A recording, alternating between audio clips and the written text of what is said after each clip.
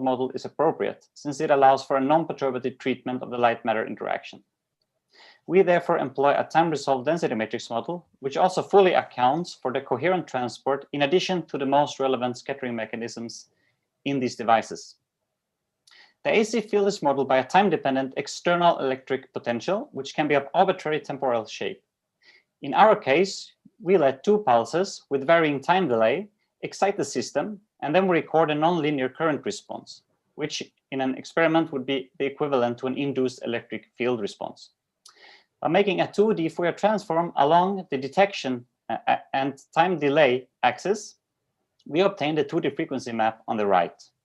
This is a technique usually called 2D terahertz spectroscopy.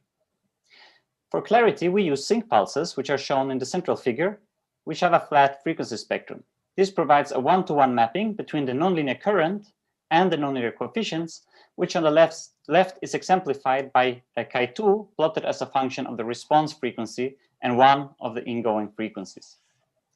A problem with using sync pulses is that they contain DC frequencies, which allows chi2 processes to occur even for this f1 equal to 0, which makes it difficult to distinguish the chi2 and the chi3 responses in the nonlinear current map.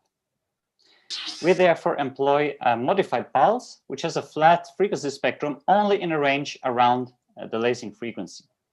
This allows for assigning the different peaks in the 2D spectrum different nonlinear orders.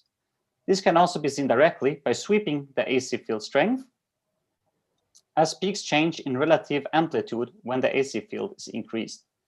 Peaks with higher intensity for high AC fields have a high nonlinear order and vice versa. So in the figure, we can now identify chi2, chi3, and chi4 signals. We can also identify two main frequency components. This one, which is coming from the laser transition, and this one, which is coming from the extraction transition.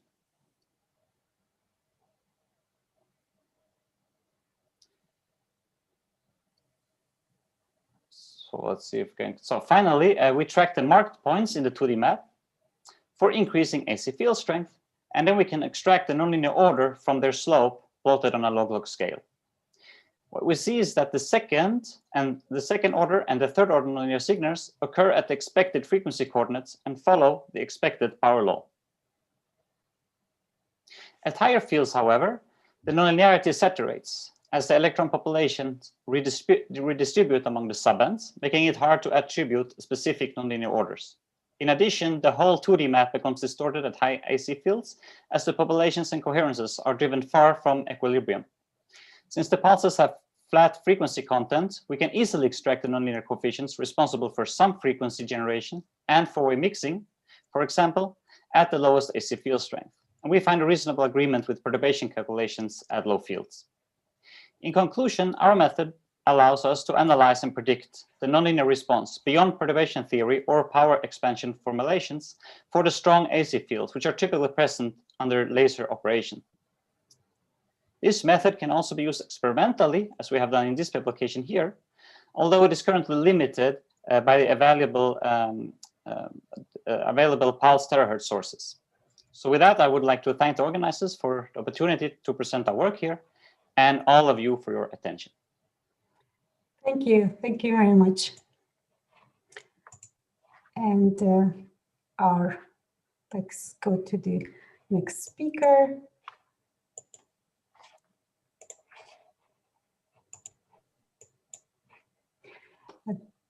The next speaker is Jinkan. Hello, everyone. Thank you for having me to give a talk at the POM. Let's get started. Oops. Sorry, the control is kind of messy, but yeah. In optical tuning, resonator is one of the most common building blocks in an optical circuit. Resonators can be characterized either by photon lifetime or cavity resonant wavelengths, which is dependent on the refractive index and the cavity radius. By tuning these two parameters, one can achieve either the tunable lasers or the tunable filters. So far, resonators are made out of a variety of materials shown here. In our lab, we mainly focus on silicon microtorrid devices. As mentioned earlier, by either tuning the refractive index or radius, one can eventually change the resonant cavity wavelengths. So far, most common tuning methods over these two parameters are the thermal optical tuning or the electrical tuning. Here in our lab, we are trying to develop a new method. Our novelty is to use a organic photoswitch called aminoazobenzene or AAZO. So we try to surface functionalize a well-ordered monolayer of AAZO on silicon microtorrid devices. The unique part of this organic photoswitch is that the AAZO can flip between two geometries with two different indexes when exposing with blue or mid-IR laser. Here's our fabrication scheme and the surface functionalization of AAZO. What we did is we used two silanes, the CPMS and TCMS. The CPMS is to covalently bond the photosensitive AAZO group, while the TCMS is to bond the control methods group. Here's our testing setup. Basically, we use 410 or 450 nanometer as the pump wavelengths, and the 1300 is the probe wavelengths. Both wavelengths are simultaneously coupled into the device via single waveguide taper fiber. Our quality factor indicated that the device has a range in the 10 to the 5 or 10 to the 6, while bare silica device shows similar quality factor with less than an order of magnitude difference, showing successful surface functionalization with minimal impact on the device quality. Here are what we have studied for reversible device tuning. So on the left figure, it's a one full recycle for wavelength tuning, starting with 410 nanometer induced blue shift, and then followed by CO2 laser induced red shift. The device was stabilized in the dark to quench the total wavelength change. We also repeated these reversible cycle for 3 times with different circulating blue power. One thing also should be noted is that on the right figure, we tested the device and we wait the device in the air for a period of 6 months. And after that, we tested this same device again and showing similar optical responses. This proved the stability of the optical device with the aminoazo coating. Here, we also wanted to study how the surface density of azo affects the device responses. What we did is to study the wavelength change as the function of circulating blue power at various azo ratios. The more azo on the surface, the faster further the responses will be at similar couple power. This can be also strengthened by the fact that the refractive index change out of the cavity follows the similar orders of magnitude by the ellipsometry. We also wanted to study how far we can tune the blue shift. To do this, we optimized the AAZO method ratio at 1:1, showing around 0.7 FSR free spectral range of the cavity. And the max blue shift are also linearly proportional to the laser power. And the bare silica device show no shift in the control. Lastly, I'd like to thank my advisor, co-authors, lab members, and funding agencies. That's all. Thank you for your kind attention. Thank you, Jelena, for this nice presentation. And then next, we will continue with Erika. Just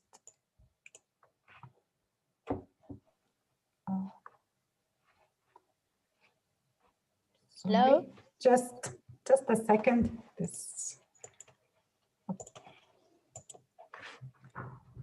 And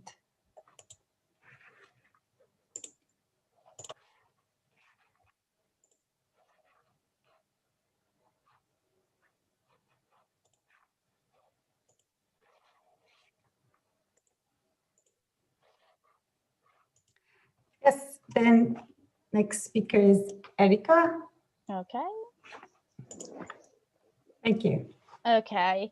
Hello. Thank you. Thank you all. Thank you for having me and for this amazing opportunity. I am Erika. I work at the University of Southampton, and my hot topic for today is about cavity-induced bound excitons.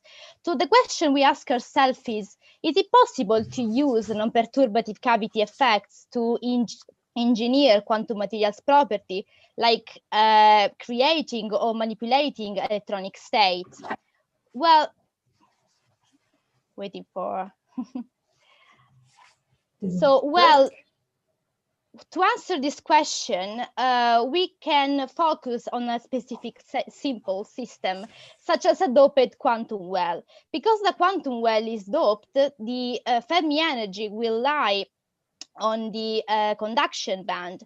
And if we think that we can make the quantum well narrow enough, we would have just one single subband in the conduction band and a continuum of ionizing states above the ionization threshold.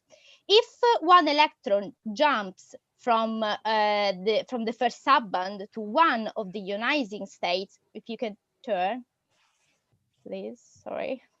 Okay, is gonna get lost in the free space. And this means, okay, maybe, okay. This means that we have ionization, which is an irreversible process.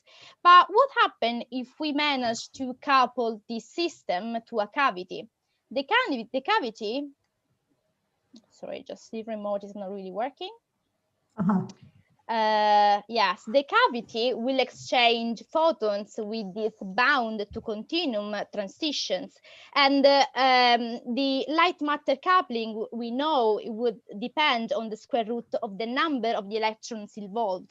This means that if we don't have any electron, because we are not doping the system, we don't have any light matter coupling. And in this case, in terms of optical response, the absorption would be just a continuous band above the ionization threshold due to the all the possible bound to transition to bound to continuum transitions, and one single photon resonance centered at the cavity frequency. But what happens if we dope the system? Sorry, just if you can turn again. Yeah, if we dope the system, we injecting electrons in the quantum well. This means that we are able to achieve a strong light matter coupling. If this happens, we will observe the formation of a novel electronic state, like this one marked here in green. This novel electronic state will have an energy lower than the ionization threshold. This means they will be bound because one electron in this state wouldn't have enough energy to escape from the quantum well, so it would remain localized. In terms of optical response, we will see this state by the formation of a discrete resonance emerging below the ionization threshold, like this one marked here in green. And we can say this is a bound excitonic state because if the electron jumps from the first subband to this novel state, it will remain bound in the quantum well localized. It means that we are actually creating a bound electron-hole pair, not via a mere Coulomb interaction, but by via light matter coupling. So we investigated. Sorry, if you can turn. Sorry. So if we investigated this phenomenon theoretically in this paper published in Optical in 2019, where we calculated the polaritonic energies for such coupled system as a function of the doping level. So as you can see, even when the resonator energy is placed in the continuum, so above the ionization threshold, at some point after a certain value of the doping, we still see the emergence of a discrete polaritonic state. And this polaritonic state coming out from the continuum is actually as a matter component, which corresponds to the electronic transition from the subband to this novel newly created electronic state. In these bottom panels, I plot the electron density of this novel state as a function of the position in the growth axis and as the doping is increasing. As you can see, from the second panel, so after a certain doping level, we observe the ever more localization of the electronic state on the position of the quantum well. So next slide, please. So we did also experimentally observe this phenomenon, and the results are being published in Nature Physics in 2020, and the paper just came out this very month. So if you want to, if you're interested, please check it out. We employed a system like this one sketched here. When a multiple quantum well heterostructure is embedded by this kind of golden microcavity. This kind of microcavity allow us to tune opportunely the cavity energy, and so we can span a reasonably wide range of resonator energy. In panel A, we present the reflectance spectrum as a function of the resonator energy. The green dots represent the resonances for the undoped system, which correspond to the uncoupled photonic resonances, while the blue and the red dots represent the coupled polaritonic resonances. And as you can see from panel B, even when the resonator energy is beyond the ionization threshold, we observe the creation of a discrete polariton mode below the ionization threshold. And this is the result we were looking at. So we can say that this mode comes from a bound to continuum transition coupled to the cavity because of the difference in lifetime of these two modes. From panel C, you can see that the line width of the lower resonance, so the lifetime of this new resonance is basically the lifetime of the resonator, so it's finite. While the upper polariton mode, so the blue dots represent the line width of the upper mode, which is really broadened. This means that this mode is really broadened over a continuum of excitations. So, okay, in conclusion, we say yes, we can use cavity QED effects to engineer opportunely electronic wave functions, and this can make possible to realize tunable semiconductor devices. So these are my co-workers and my collaborators, and I thank them all, and thank you all for the attention. Okay, thank you. Thank you, Erika, very much. And next speaker is the last speaker of the session. Bo? Yes, well, thanks everyone, and it's very glad to present here. And thanks for the organizers for organizing the event. So my name is Bo Zhao. I'm working with Professor Sanhui Fan at Stanford University. I would like to present our recent result on non-reciprocal thermal radiation from magnetic well-sent metals. Next slide, please. So we know that thermal radiation is usually reciprocal, meaning that for a given a thermal emitter, for a given direction, given polarization, and given frequency, the emissivity and absorptivity are usually the same. For example, if we consider the thermal emitter denoted as this plain box with a center T in the middle. So if we consider the emissivity epsilon A in the channel A direction and absorptivity alpha A in the channel A direction, those two values are the same if the emitter is reciprocal. And we can further run a detailed balance analysis and convince us the absorptivity in this channel is equal to 1 minus reflectivity when the light is shined from A, then reflected to B, whereas the emissivity is equal to 1 minus the reflectivity when the light is from B to A. So for reciprocal systems, we know that those two those two reflectivities are the same. Those are directly proven from Maxwell equation. However, for non-reciprocal system, we could expect those two reflectivities to be very different, just like an isolator, and therefore we can get the so-called non-reciprocal thermal radiation. This is also breaking the so-called Kirchhoff's law of thermal radiation. So non-reciprocal thermal radiation not only opens up the freedom for us to control emission and absorption freely, but also has a non-trivial consequence in energy harvesting applications. Here I'm giving you one example in PV cell energy harvesting system. For traditional PV cell systems, the PV cell is reciprocal, meaning that upon receiving sunlight, the PV cell unavoidably is going to back emit some light to the sun.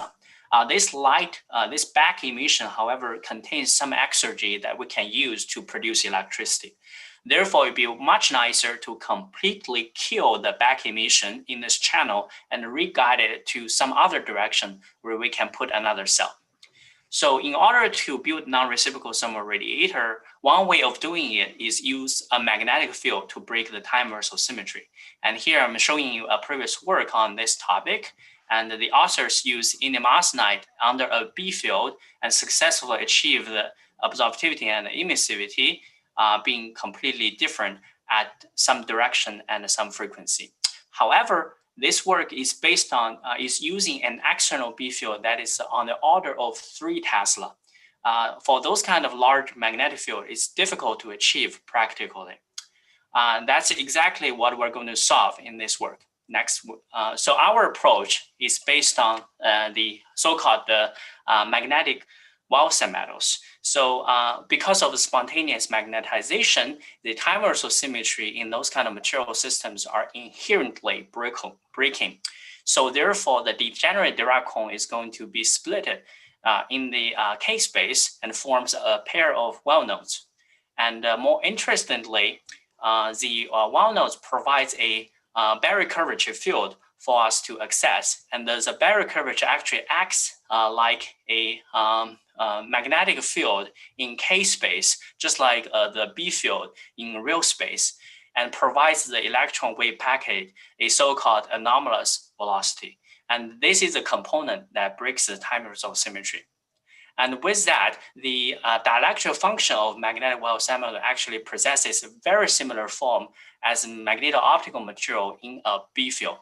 And however, because the anomalous velocity effect is so large, the non-reciprocal effect is on the order of more than 2 to 3 orders of magnitude larger compared to magneto-optical material under a external B field of 1 Tesla. So with those material, next please, we build a grating structure to control the thermal emission. So we see from the band structure shown on the right that the left propagating and the right propagating surface plasma have very different dispersion. And the grating structures outcouple both of them in one direction. And because the different dispersion, they can have a very different property. And with that, next please, we get a emissivity and absorptivity to be completely different at a frequency near 0.56 Fermi level at an angle of 80 degrees. And we can see that this is a completely violation of the Kirchhoff's law of thermal radiation over a relatively broader frequency range. And show on the right is a counterplot showing that this violation effect actually possesses in also very large angular range. So I hope we convince you that our work opens up the possibility to use magnetic Wall-Cell metals to construct practically interested non-reciprocal thermal radiation for heat flow control, and energy harvesting application. And with that, thank you for your attention. Thank you. Thank you very much. I think this concludes our hot topics session, but I would like to encourage everyone to go to the Gather Town and find each other and ask questions. I'm sure you have lots of questions. I do, and now we can jump into the Gather Town and talk, and then hopefully we will back to the tutorials again. Thank you, everyone. Bye.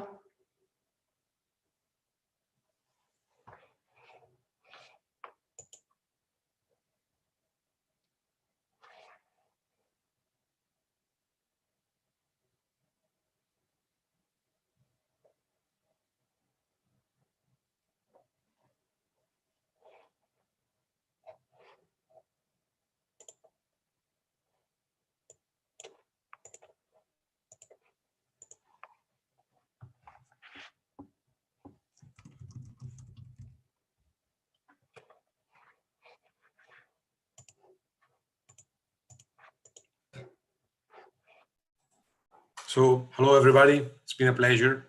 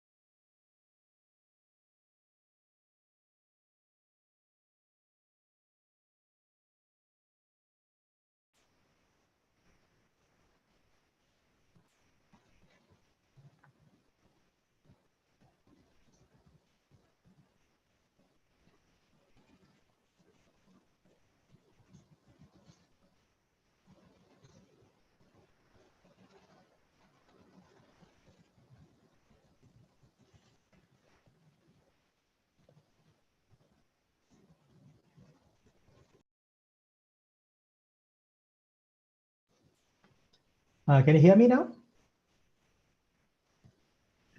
Yes. Great.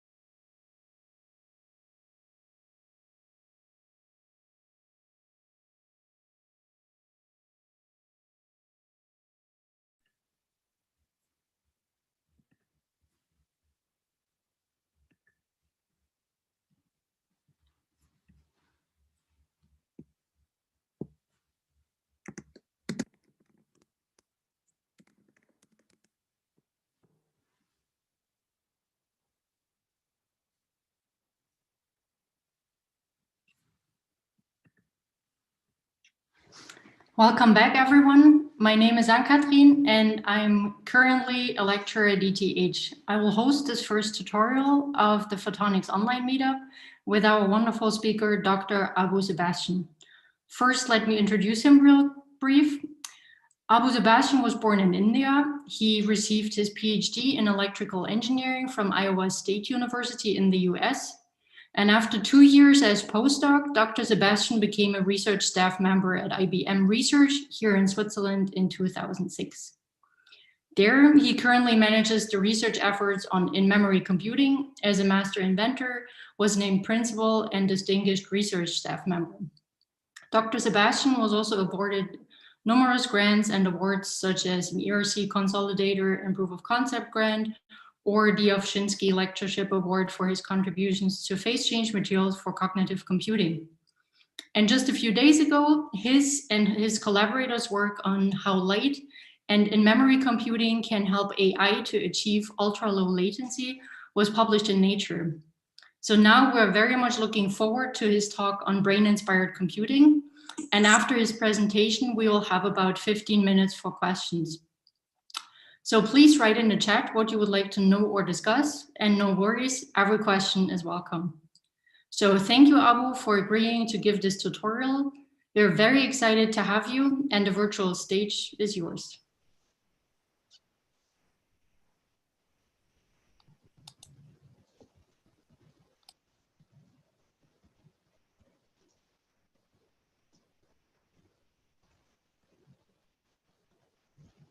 I hope you can see my screen, right?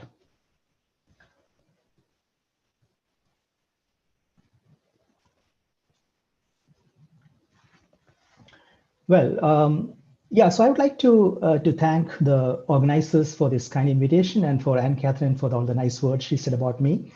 It is indeed an honor to be part of this amazing online webinar. I mean, it was really extraordinary to see the enthusiasm on social media.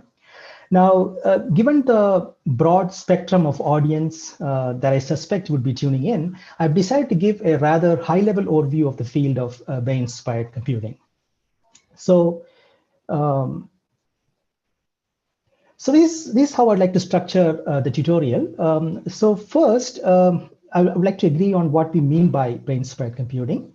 Then we will look briefly at the origins of artificial neural networks.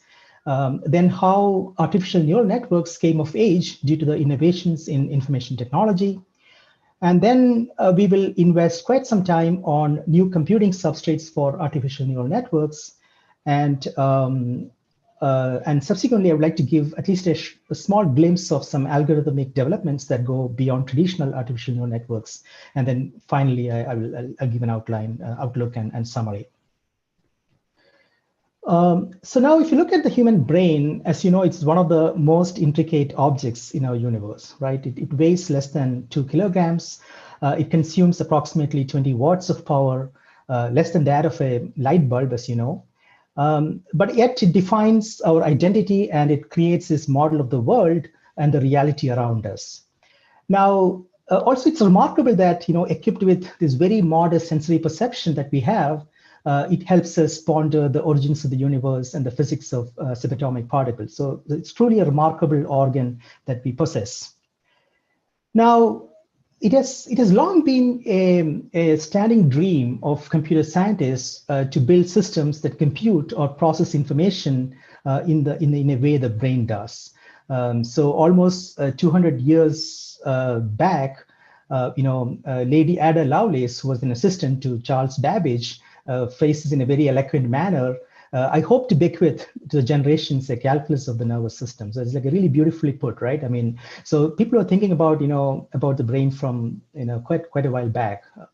Now, then you also know that Alan Turing, widely regarded as the father of computer science, was fascinated by this question as to whether machines can ever think, and that led to the famous imitation game and the Turing test and so on.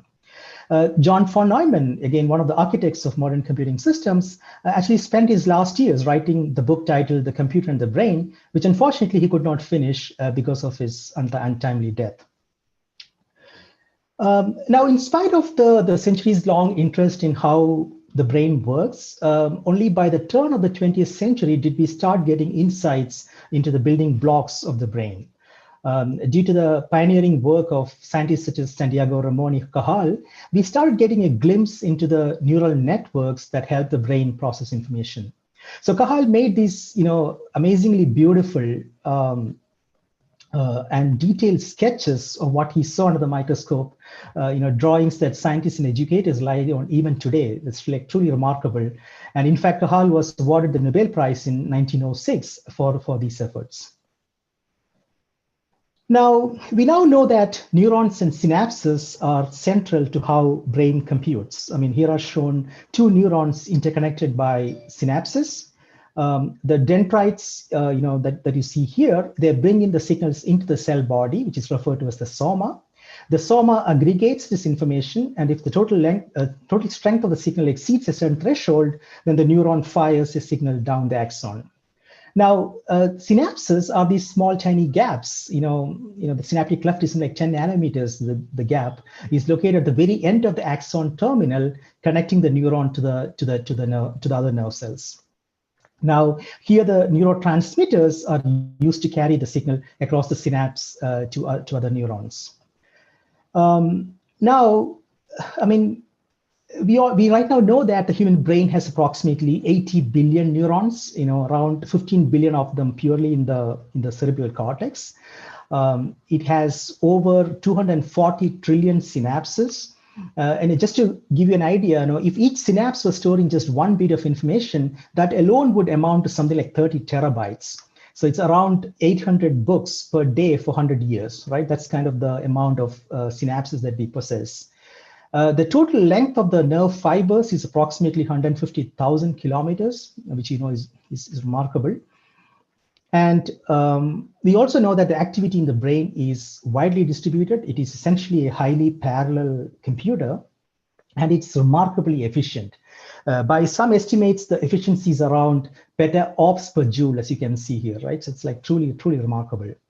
It's also amazingly robust, right? Right now, when I'm speaking, I am potentially losing tens of hundreds of neurons, and it's not likely to have a major impact, at least hopefully. So this is kind of the robustness which the brain possesses. Now, our dreams of unraveling how brain computes has significant parallels to how we conquered flight, right? So we spent enormous amounts of time studying birds in flight. Then eventually we figured out that the thing to look for was this fundamental principles of aerodynamic lift arising from Bernoulli's law. And then finally, of course, we created flying machines that rival anything out there in nature. Now, the expectation is that at some point in time, we will also have an adequate theory of how brain computes. And to paraphrase Lady Lovelace, this calculus of the nervous system, right? That's what we're looking for. And then we should be able to create genuine thinking machines, which could potentially rival natural intelligence at some point. But unfortunately, brain-inspired computing seems to be way more complicated than flying, and hence it's very likely to be realized at multiple levels of abstraction, as opposed to someone coming up with this one single, theory of how brain computes. Right. So what is brain-inspired computing? So it could be many different things. As I said, it has to be realized in multiple levels of abstraction.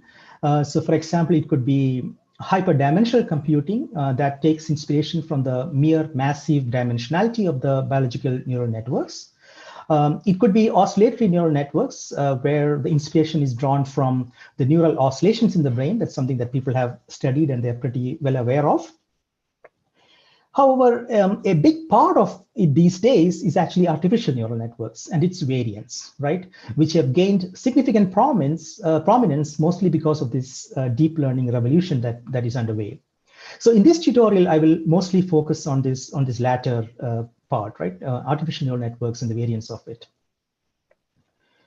Now, so what are artificial neural networks? I mean, it all started in 1943 with this famous McCulloch-Pitts neuron. So Warren McCulloch, he was a neuroscientist, and Walter Pitts, I mean, he was a logician. They created this simple mathematical abstraction of a single neuron, right? So they just, represented the soma of the neuron by a node that receives logical inputs via the dendrites, which are these input signals here.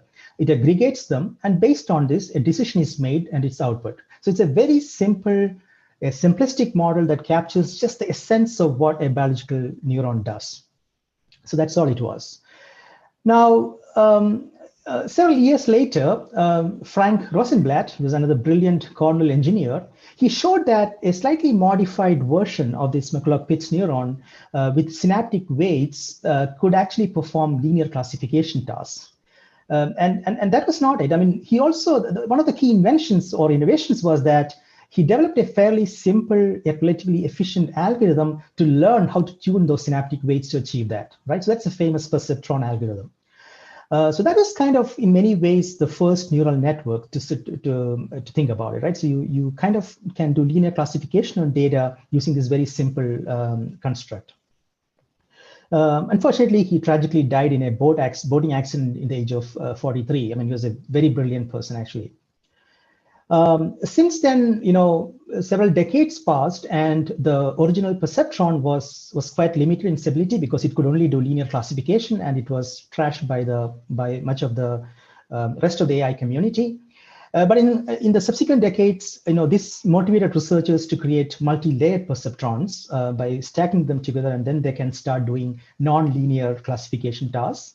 And of course, one of the biggest breakthroughs was the invention of backpropagation, right? So the gradient descent and the backpropagation of errors. And that's what kind of, eventually led to, neural networks being a powerful thing. Of course, mostly because of the pioneering work of these three gentlemen who actually received the ACM Turing Award in 2018. So now, so that was kind of the, as you can see, the ANNs were built on top of like very simplistic abstraction of how the neural networks work. In parallel, some things were happening, right? So just a few years after the development of the McCulloch-Pitts neuron, the transistor was invented in 1947. So it was invented by Shockley, Bardeen, and Bertain, for which they received the Nobel Prize. I would argue that it is probably the single greatest invention of humankind. And soon enough, we started producing microchips with several transistors, eventually entering this so-called era of the Moore's law. This graph here shows, how we were packing transistors in microprocessors over the last 42 years.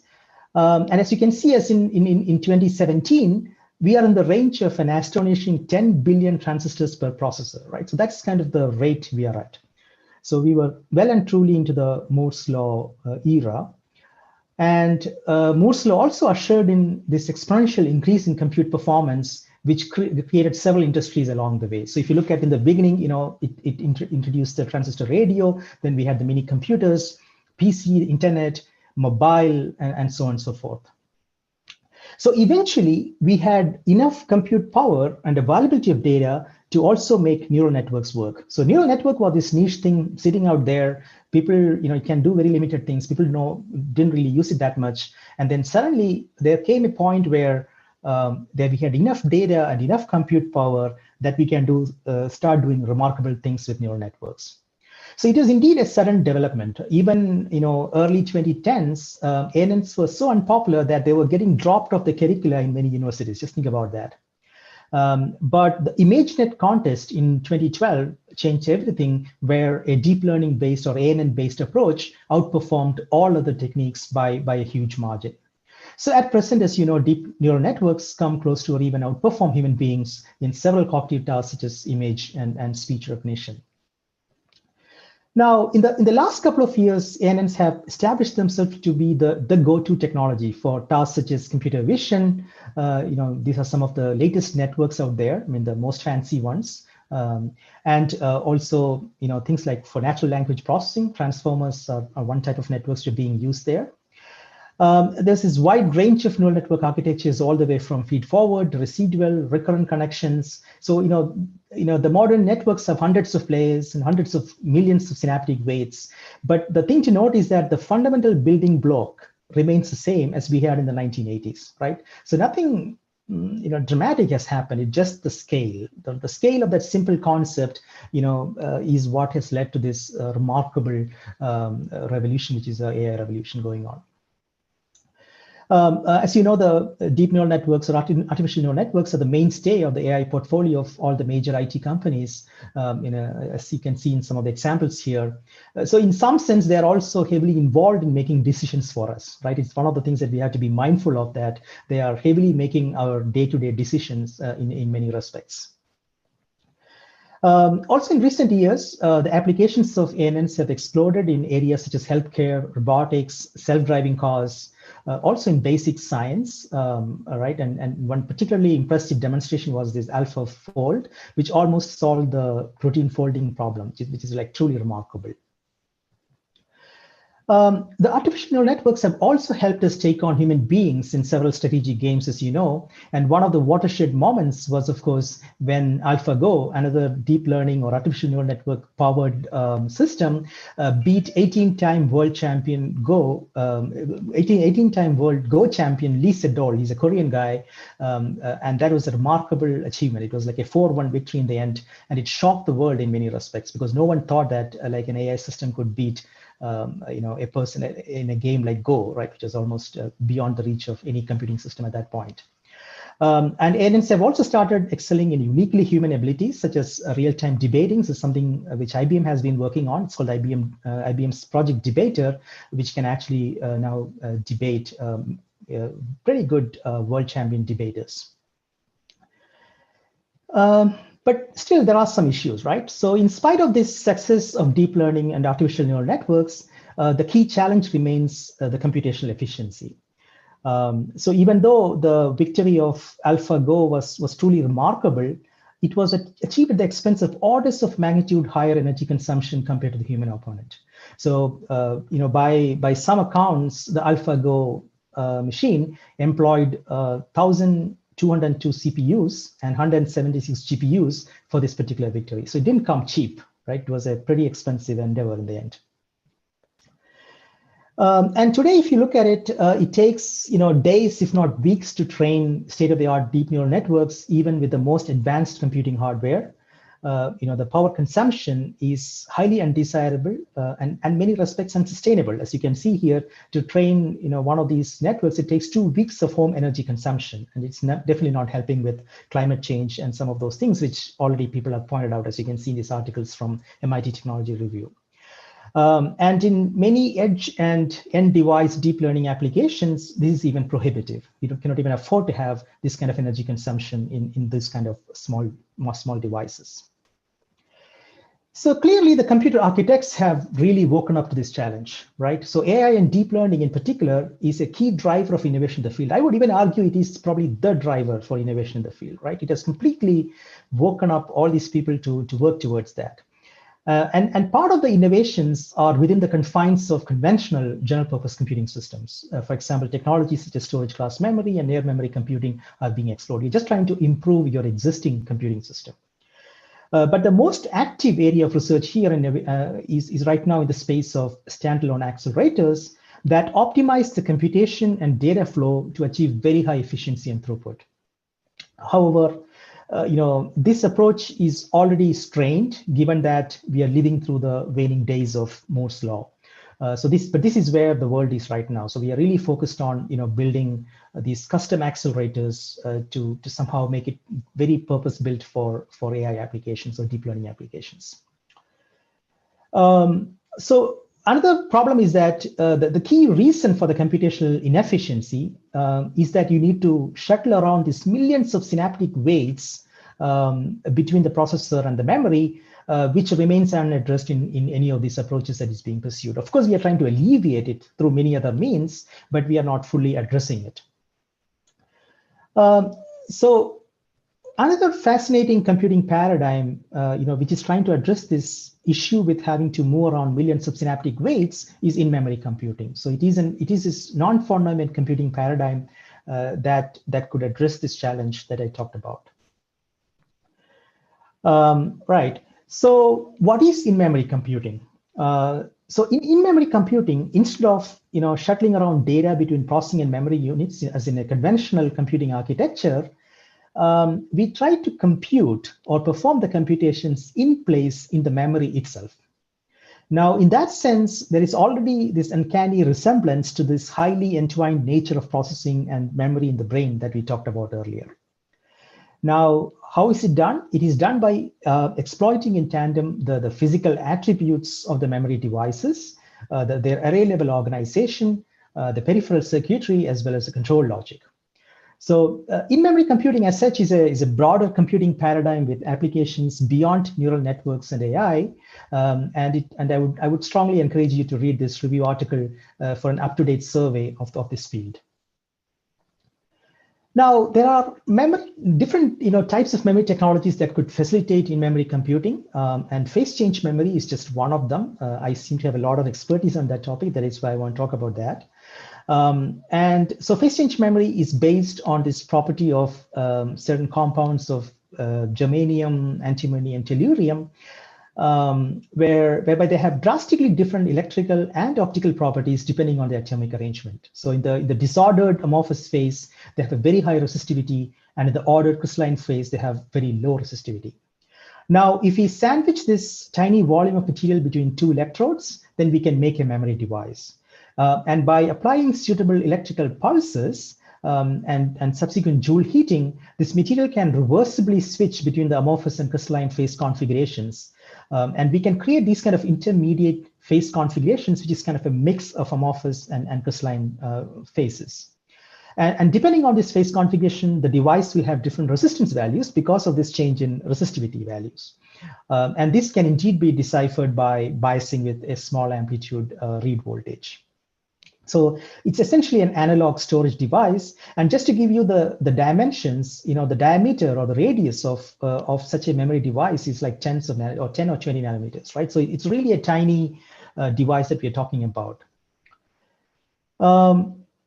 Right. So this ability to tune the conductance of these nanoscale PCM devices make them perfect candidates to emulate the synaptic elements in a neural network.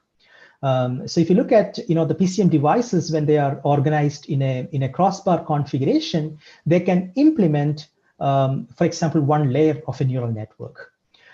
So for inference, right, that is when a signal is passed through a neural network, it needs to be scaled as per the synaptic weight, right? That's a synaptic efficacy, we call it, so that they can be passed on to the next layer. And essentially, it is a matrix vector multiply operation, right? It's like a weighted, or the graded signal propagation through the network. So this can be done in order one-time complexity if you arrange these devices in a crossbar configuration. So it's like really beautiful. Now, but for training, we can actually, the synaptic weights needs to be nudged back and forth as the network sees through the examples. And this can also be exploited in a phase change memory device by exploiting the crystallization dynamics. So now I hope you get the idea of what I mean by computing in memory by exploiting the physical attributes, right? So in this case, we are performing the forward propagation or the synaptic efficacy by exploiting the Ohm's law and the Kirchhoff's current summation law. Whereas we are exploiting we are implementing the training by exploiting the crystallization dynamics of the phase change memory devices. And in both cases, we are not shuttling around the synaptic weights. So they're all fixed, like physically instantiated, right? And the signals are propagating through them. So that is the beauty of the whole thing. Now, in the case of artificial neural network inference, what we do is we train the network a priori. The synaptic weights are obtained by some training methodology, most likely in software. And then these weights are mapped to the conductance values of an array of cores, as shown here, where these are these PCM devices organized in the crossbar configuration. Each core then performs the matrix vector multiply operations corresponding to each layer, passes on those activations to the next layer, and so on and so forth. Now, so the natural question is, okay, does it work at all? And indeed it does, right? So this approach was verified experimentally using phase change memory devices that we fabricated in 90 nanometer CMOS technology. The synaptic weights are mapped onto PCM conductance values, as I mentioned earlier. There are some tricks as to how you do it, but it's not that complicated. And then you can look up for more details on this paper that we published this year. And this is a demonstration of the classification accuracy as a function of the time for this ResNet32 network on the Cipher 10 dataset. So these blue dots here. And this is a baseline accuracy that you get if you run the whole thing in a computing system, like in a standard computer. And you already see that, in spite of this analog way of computing, in spite of having all these noisy, faulty devices, your classification accuracy is comparable to the software accuracy, right? Which is like truly remarkable. And this network is actually not that easy to work with, because it's a much deeper network with very few parameters. So it was quite an achievement in some sense.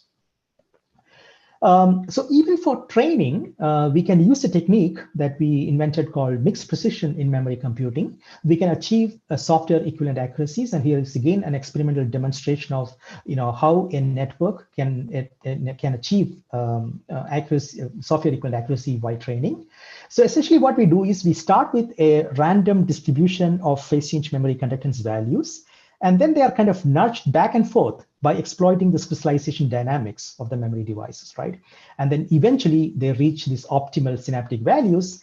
And once they reach, so this is a training process. So this, you can see the accuracy rising, as you have many more training epochs. And once you reach that classification accuracy, in this case is a test accuracy here, and then you can stop your training process. You stop nudging them back and forth, and then you can perform inference on that. So you can say that it can perform inferences if forever, in fact, right? So that's the beauty of the whole thing.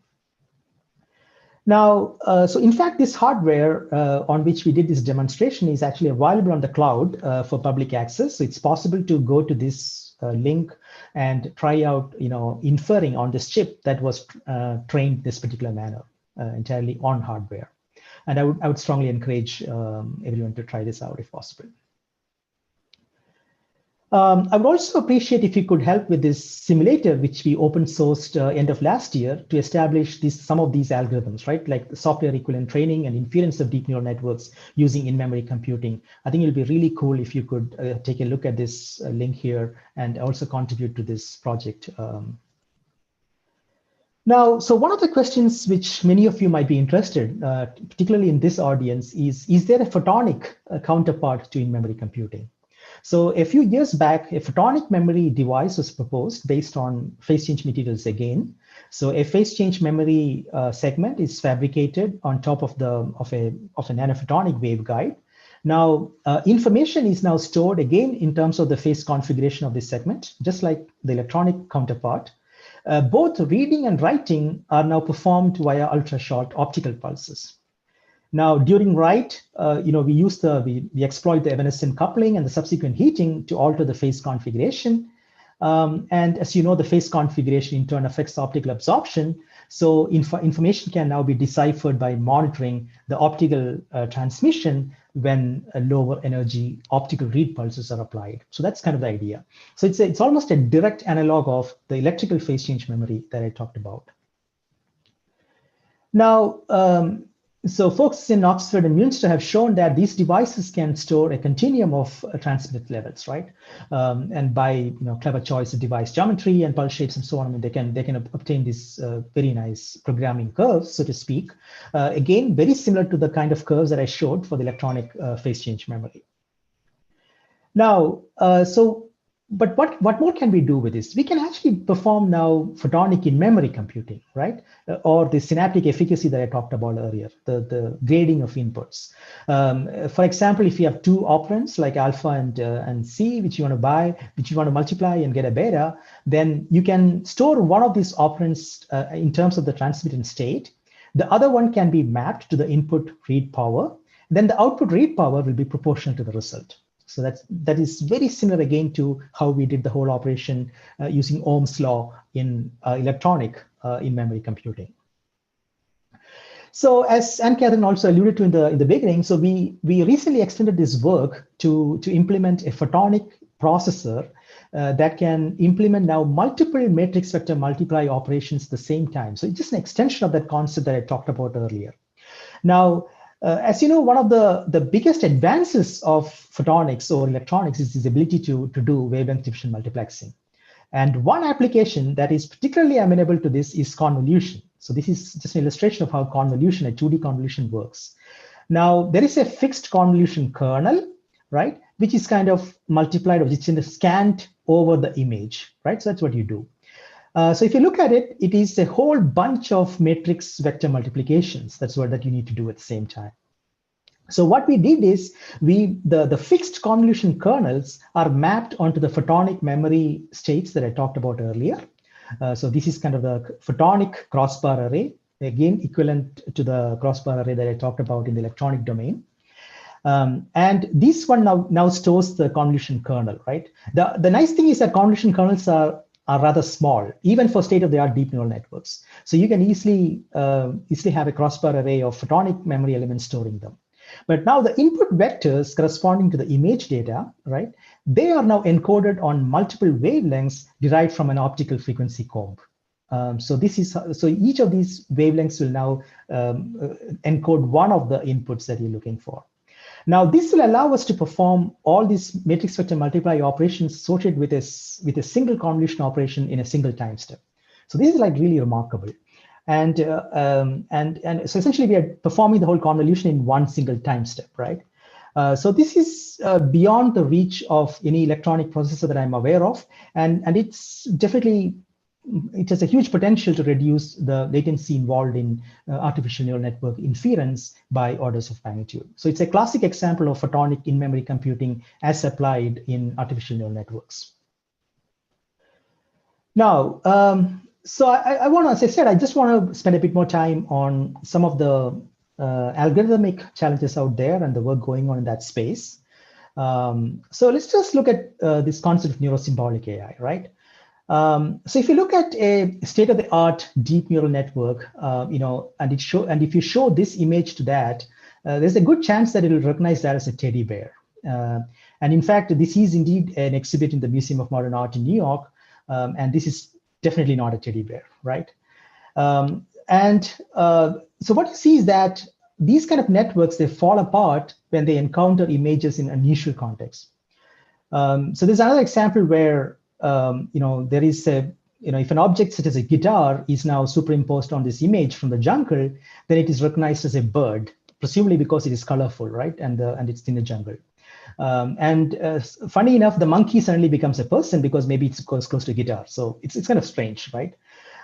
So ANNs in some sense are excellent function approximators, and they are very good at it, but they don't have a real understanding, it appears. So again, there's another illustration of, these kind of, there are very sophisticated captioning systems right now based on neural networks. So you show them an image and tell you what it is. And usually they do a pretty good job, right? And it's being widely used.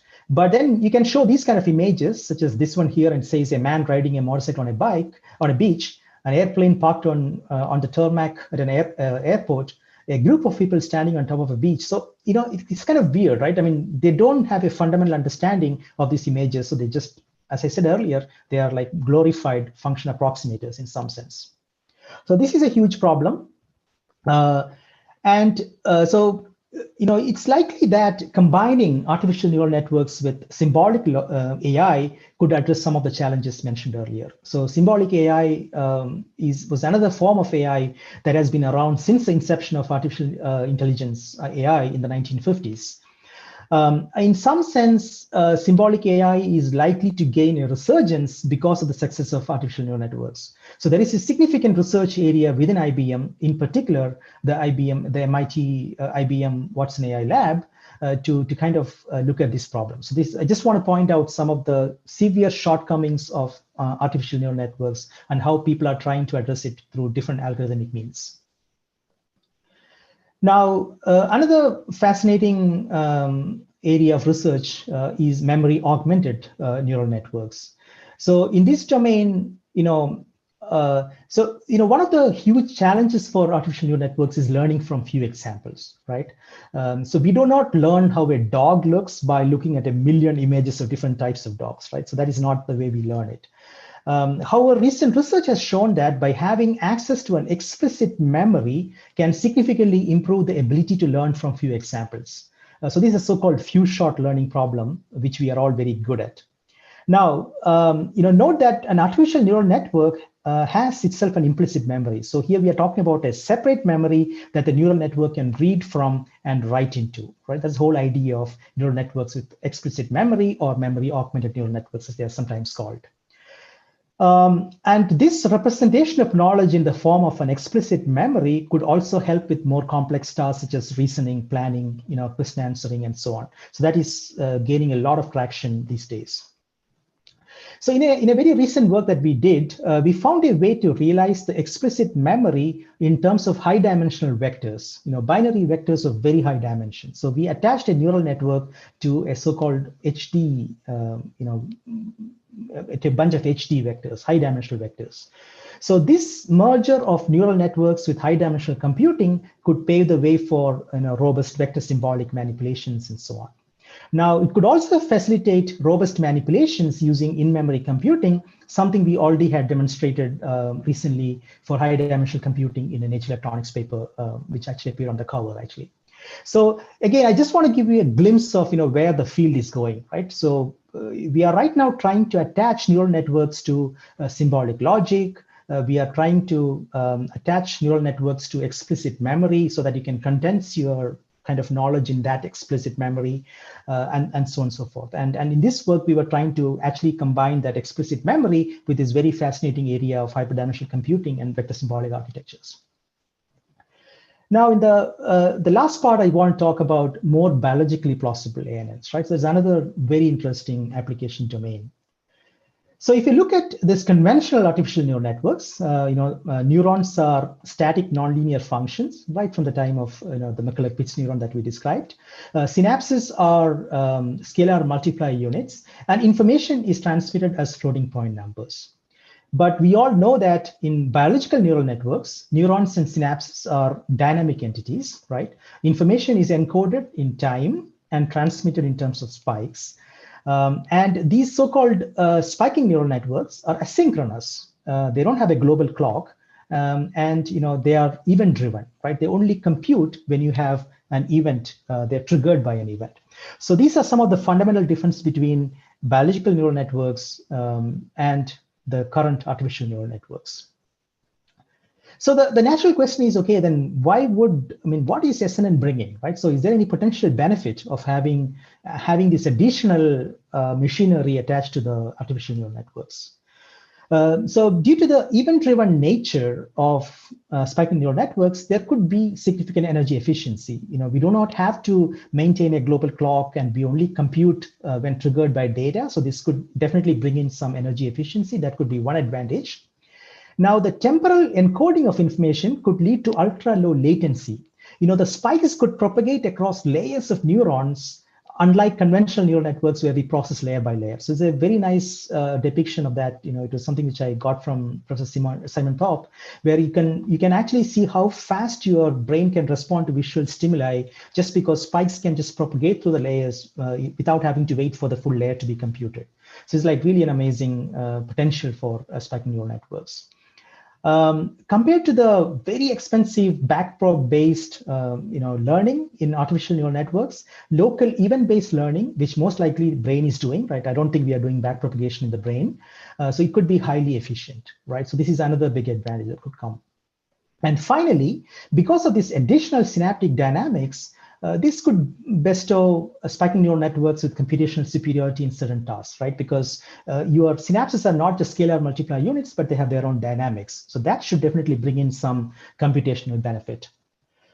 In fact, this is what we recently showed again in this archive paper, where we showed that if you have spiking neural networks and if you equip them with a so-called short-term spike timing dependent plasticity, I again don't want to go to details of it, but you can look up this paper. You can actually infer very well in dynamically changing environments. It's actually a very difficult task for conventional neural networks. So they're very great at recognizing handwritten digits, for example, like this. But if they are now being occluded with things like that, then the classification accuracy drops significantly. But we showed that spiking neural networks with this short-term spike timing dependent plasticity can deal with this remarkably well and could outperform many different types of conventional neural networks. Again, I would encourage you to go and look up this paper for more details. But again, I just want to give a flavor of where the research is going in the algorithmic front. Right, so I just want to, as I said earlier, so my idea was just to give a glimpse of what is going on in those three domains, right? Now, so the AI revolution is likely to shape our society and economics in profound ways in the coming years and decades. And this revolution was fueled largely by artificial neural networks, which in turn was inspired by how brain computes. So the AI revolution is also likely to dramatically change the landscape of our computing systems as we transition away from the semiconductor scaling laws. So one natural question is, okay, where do we stand compared to natural intelligence? So a few years back, IBM created this very nice taxonomy of artificial intelligence. So narrow AI, where AI systems perform exceedingly well in a single task in a single domain. Then there is broad AI, where a system can excel in multiple tasks across multiple domains. And it should also be able to reason and explain and learn from fewer examples. And I believe that this is probably the current frontier of AI as we talk about it, right? It's the broad AI we are talking about. And down the road comes general AI that comes closer to the true fluid intelligence that our brain possesses and the common sense that I talked about briefly. But we are potentially still decades away. I don't think we still haven't figured out that calculus of the nervous system, right? To really understand what is going on there. But in parallel, I also see a lot of developments going on in the hardware domain with, that could be fueling the algorithmic advances as we go along. Right now, it is the age of CPUs, GPUs, and digital application-specific ICs. But soon enough, I think we should start seeing non-Feynman architecture accelerators, such as in-memory computing-based architectures that I mentioned about earlier. So with that, I would like to summarize. So brain is this remarkably unique supercomputer that each one of us possesses. And an adequate theory of how brain computes is still lacking. Artificial neural networks, loosely inspired by how brain computes, along with advances in semiconductor technology and information technology, is what is ushered in this AI revolution that we are living through. Now, to address this energy efficiency problem, new forms of computing, such as in-memory computing, are being explored. And I showed that using electronic phase change memory devices and in-memory computing, we can achieve ISO accuracy and inference and training. And photonic in-memory computing could be very interesting in applications where you need very good, very small latency. There's also significant extensions to traditional artificial neural networks being proposed and researched. I just mentioned 3 of them. So one of them is neurosymbolic AI, where you combine neural networks with symbolic reasoning. Then I talked briefly about neural networks with explicit memory. I think that's also a very fascinating research area. And then finally, more biologically plausible artificial neural networks, which could bring in their own unique benefits while addressing some of the challenges in this domain. So with that, but I just want to point out that we are still at the very early days of brain-spared computing. So there is still a way to go before we can start solving problems like fluid intelligence and and common sense and humor and so on. So I think we are still in the early days, but I'm really happy about the way both the algorithmic and technology and the device, all those communities are coming together to make this happen. And I really hope to see a lot of advances in the coming years. So with that, I would like to conclude, and I'll be glad to take questions. Yeah, Abu, thank you very, very much for this wonderful presentation. I think you did an amazing job, especially when it comes to showing the depth of your research, but also just how broad it goes. I think the interest can be seen from all the questions that were asked during your talk. And I would just like to read some of them out loud and would like to give you the word then to say some comments on that. So one of our attendees was asking that you mentioned in the beginning that the brain uses very little power. And this is like one of the motivations for going towards photonic solutions. But where does it come from? Is that, so the attendant asked, do neurons work electronically, and is it an issue of ohmic losses, or is it just like not clear where this huge energy difference comes from? Right. I think part of it comes from the fact that we have this end-to-end memory and processing, right? That's also why I was very much interested in memory computing, right? So it doesn't, I mean, if you have like 240 trillion synapses, it doesn't make any sense to move them around when you're performing computation, right? They have to be stay put. So that could be one aspect, right? I mean, why brain is very efficient.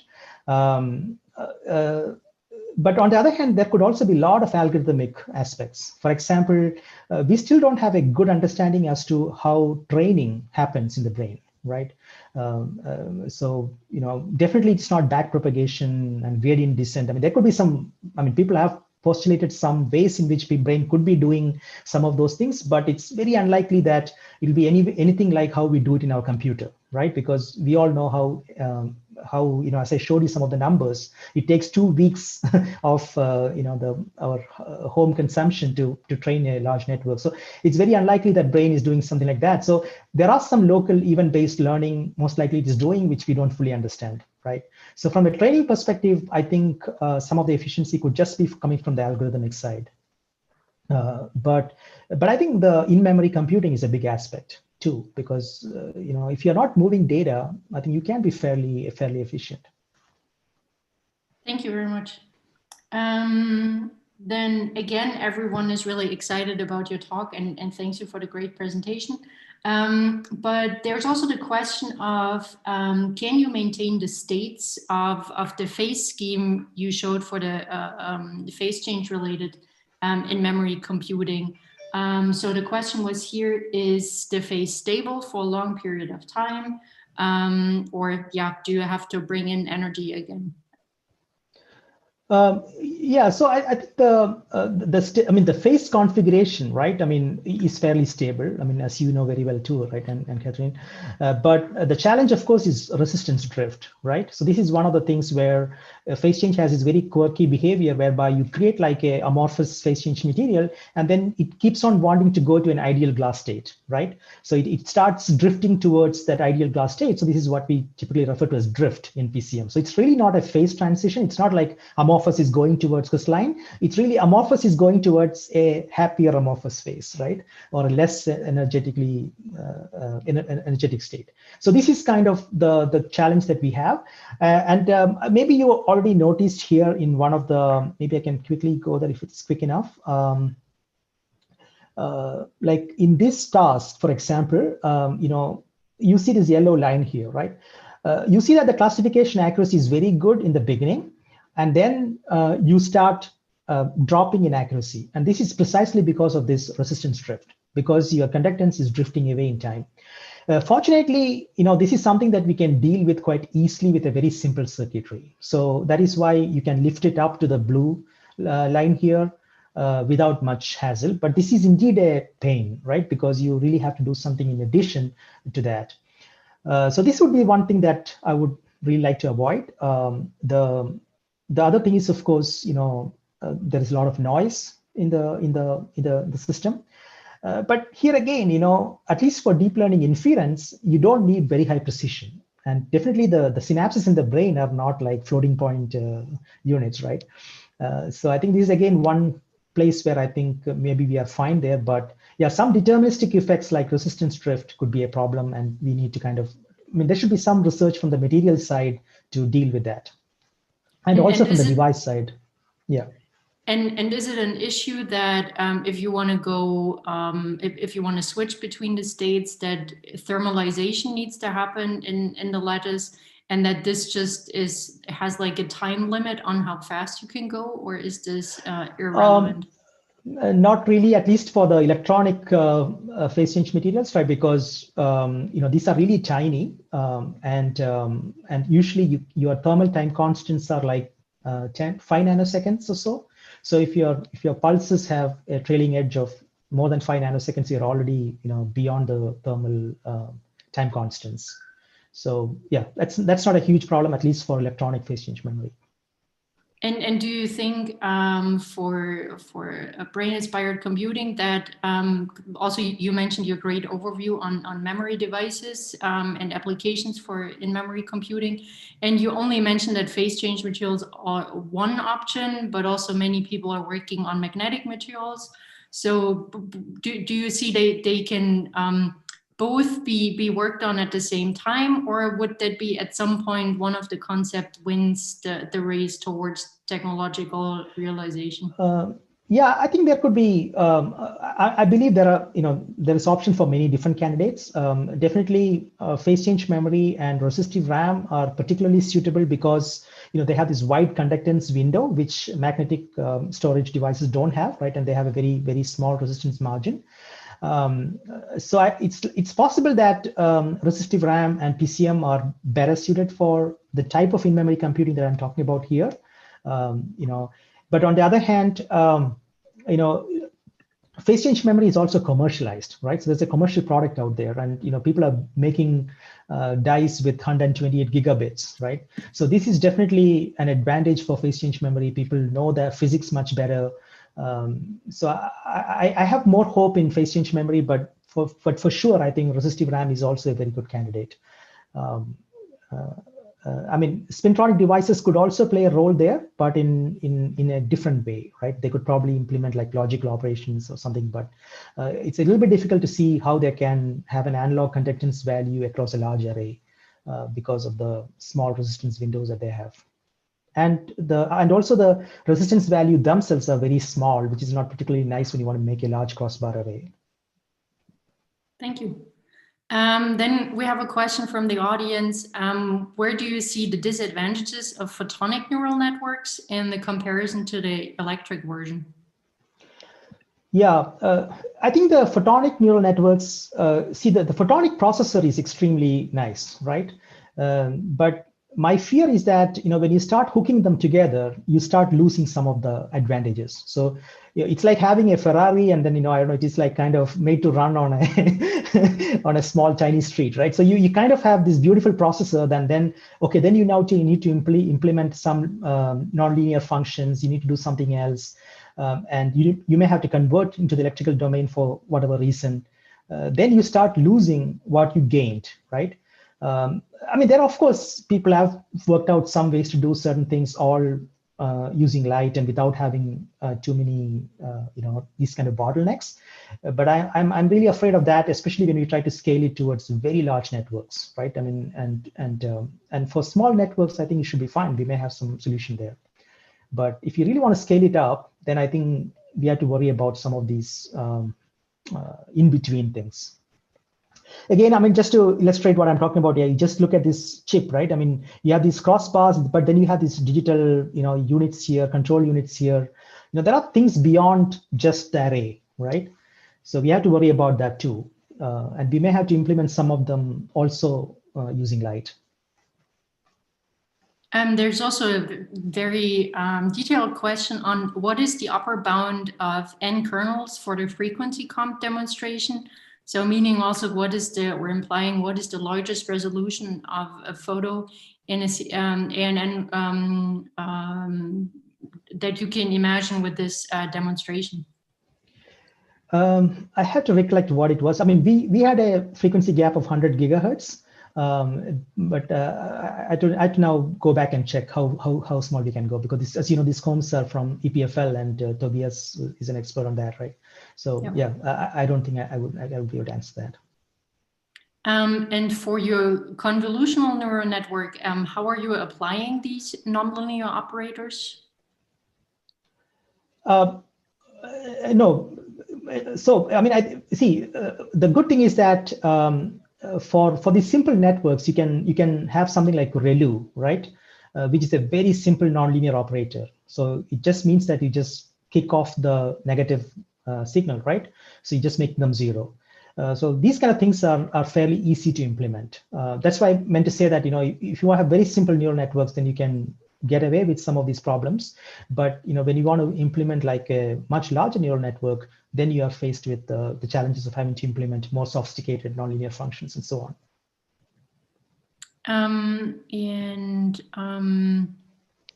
They're also a bit more towards your outlook. So can you, first of all, there was a question.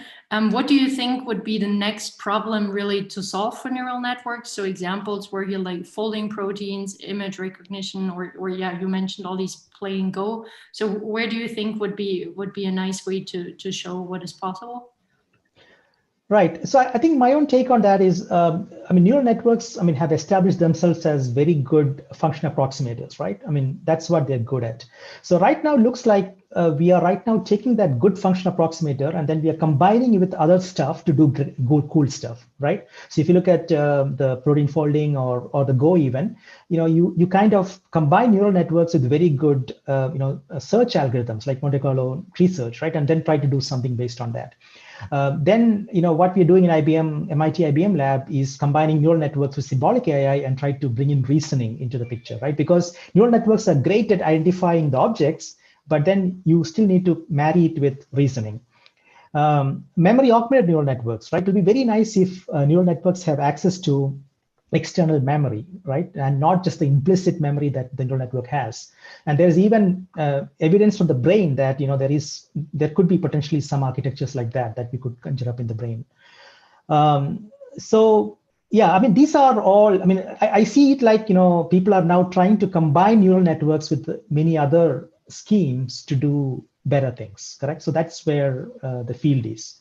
My main concern is the lack of common sense, right? So that's the part I think which we still haven't figured out and we are still struggling to solve, which is, common sense, right? Which is like something so simple for us. I mean, we don't even have a good idea how to approach that. So do you think there's also still a lack of insight in biology or neurobiology that you can really can't really say what you actually have to build to make the same functionality in a way? Yes, absolutely. As I said, I think the only thing that right now we are good at is we have found out that neural networks, when they scale up, they can approximate things very well, right? They're very glorified function approximators. They're excellent at doing that. But I don't think we are closer to understanding intelligence or fluid intelligence or common sense yet, right? I mean, it could be that neural networks combined with some of these other techniques may get us closer there, but I think we are still lacking a lot in that domain. Like, how do you reason, right? I mean, these kind of things, which is what is really troublesome. Yeah, I think it's fascinating how this again brings like physics in a way, and then again philosophy also a bit together. Exactly. So it's really like a and psychology, broad topic. Right? Yeah. No, and also what's also new, as I said, is that now a lot of people from different backgrounds are tuning in. I mean, I myself am not coming from neuroscience background, but then we are all trying to tune in, right, and try to understand what is going on. And it seems like a more concerted effort these days, with everyone joining in the effort, which is really amazing. Yeah, so I think also your topic and your talk resonated with many and showed that many were so interested, and we're also very glad that many on YouTube are watching and also here. So I thank you very much for your presentation, and we'll all follow your publications and off the field, and we're excited to hear what's going on in the next couple of years. So thank you very much, Abu, for your time. Thank you. Thanks a lot. And then I would like to also give the word to Professor Antonio Cala Lesina from the University of Hanover. I hope I pronounced the last name correctly. And he will host the amazing tutorial with Jelena Vuckovic from the University of Stanford. And yeah, I'm giving the word to Antonio. Thank you very much. Thank you, Anne-Catherine, and welcome to the second tutorial of today. I'm so excited to share this tutorial, and we have another amazing speaker tonight for Europe. So Professor Jelena Vuckovic, who's a professor at Stanford, where she leads the Nanoscale and Quantum Photonics Lab. She's also the director of QFAR, the Stanford SLAC Quantum Initiative. Vuckovic has won numerous awards, including the IET AF Harvey Prize, James P. Gordon Memorial Speakership from the OSA, Humboldt Prize, the Distinguished Scholar Award from the Max Planck Institute for Quantum Optics, Hans Fischer Senior Fellowship, the Presidential Early Career Award for Scientists and Engineers, and the Young Investigator Awards from DARPA and the Office of Naval Research. She is a fellow of the American Physical Society, of the Optical Society of America, and of the Institute of Electronics and Electrical Engineers. It's such a pleasure to leave the floor to Professor Vuckovic for her tutorial. Thank you very much, Antonio, for the great introduction, and thank you and the other organizers, Andrea and Katrin, Orad, I hope I'm not forgetting anyone, for inviting me to this wonderful conference. I know everything is online these days, but you were the original online meeting, so I'm really honored to present here finally. As Antonio already mentioned, I will be talking about my work on optimization in photonics, and of course there are many other groups around the world working on this, but this is something very close to my heart because it's kind of maybe one of the longest running projects in my group. We've been working on this for a really long time, although at first we were not really sure how to do things properly. So you'll see here some of the evolution and most recent results that we have, which are really enabling scalable photonics.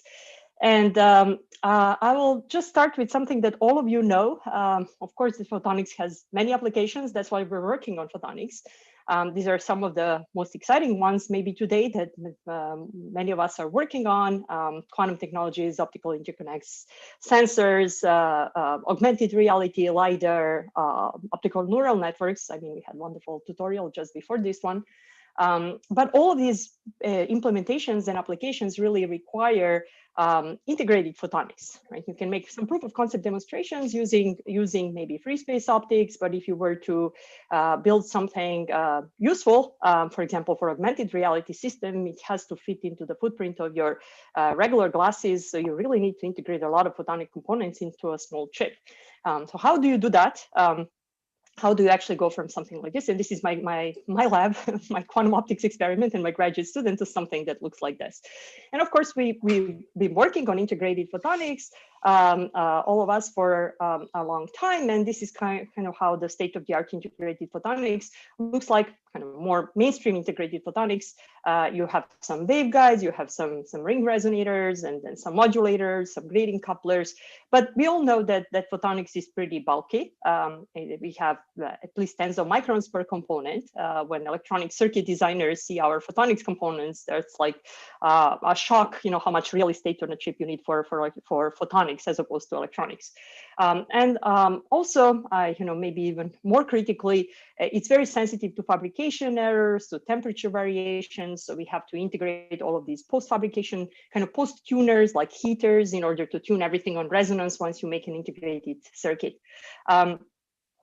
It is designed by manual tuning of few parameters. We all take optoelectronics, photonics classes as students, and then we learn about the library of components. And then when we work as photonics engineers or like research groups, we just take some things from the library and then put them together and tweak them a little bit, like separate distance, diameter, thickness, you know. But that's pretty much what we do. So it's a brute force tuning of few parameters, and there is no reason to believe that any of that is optimal, right? Now, nobody has proved that it's optimal. In fact, a lot of photonics components have kind of photonics devices are designs inherited from microwave engineering where people could only design things by hand. And we just transfer them to photonics designs.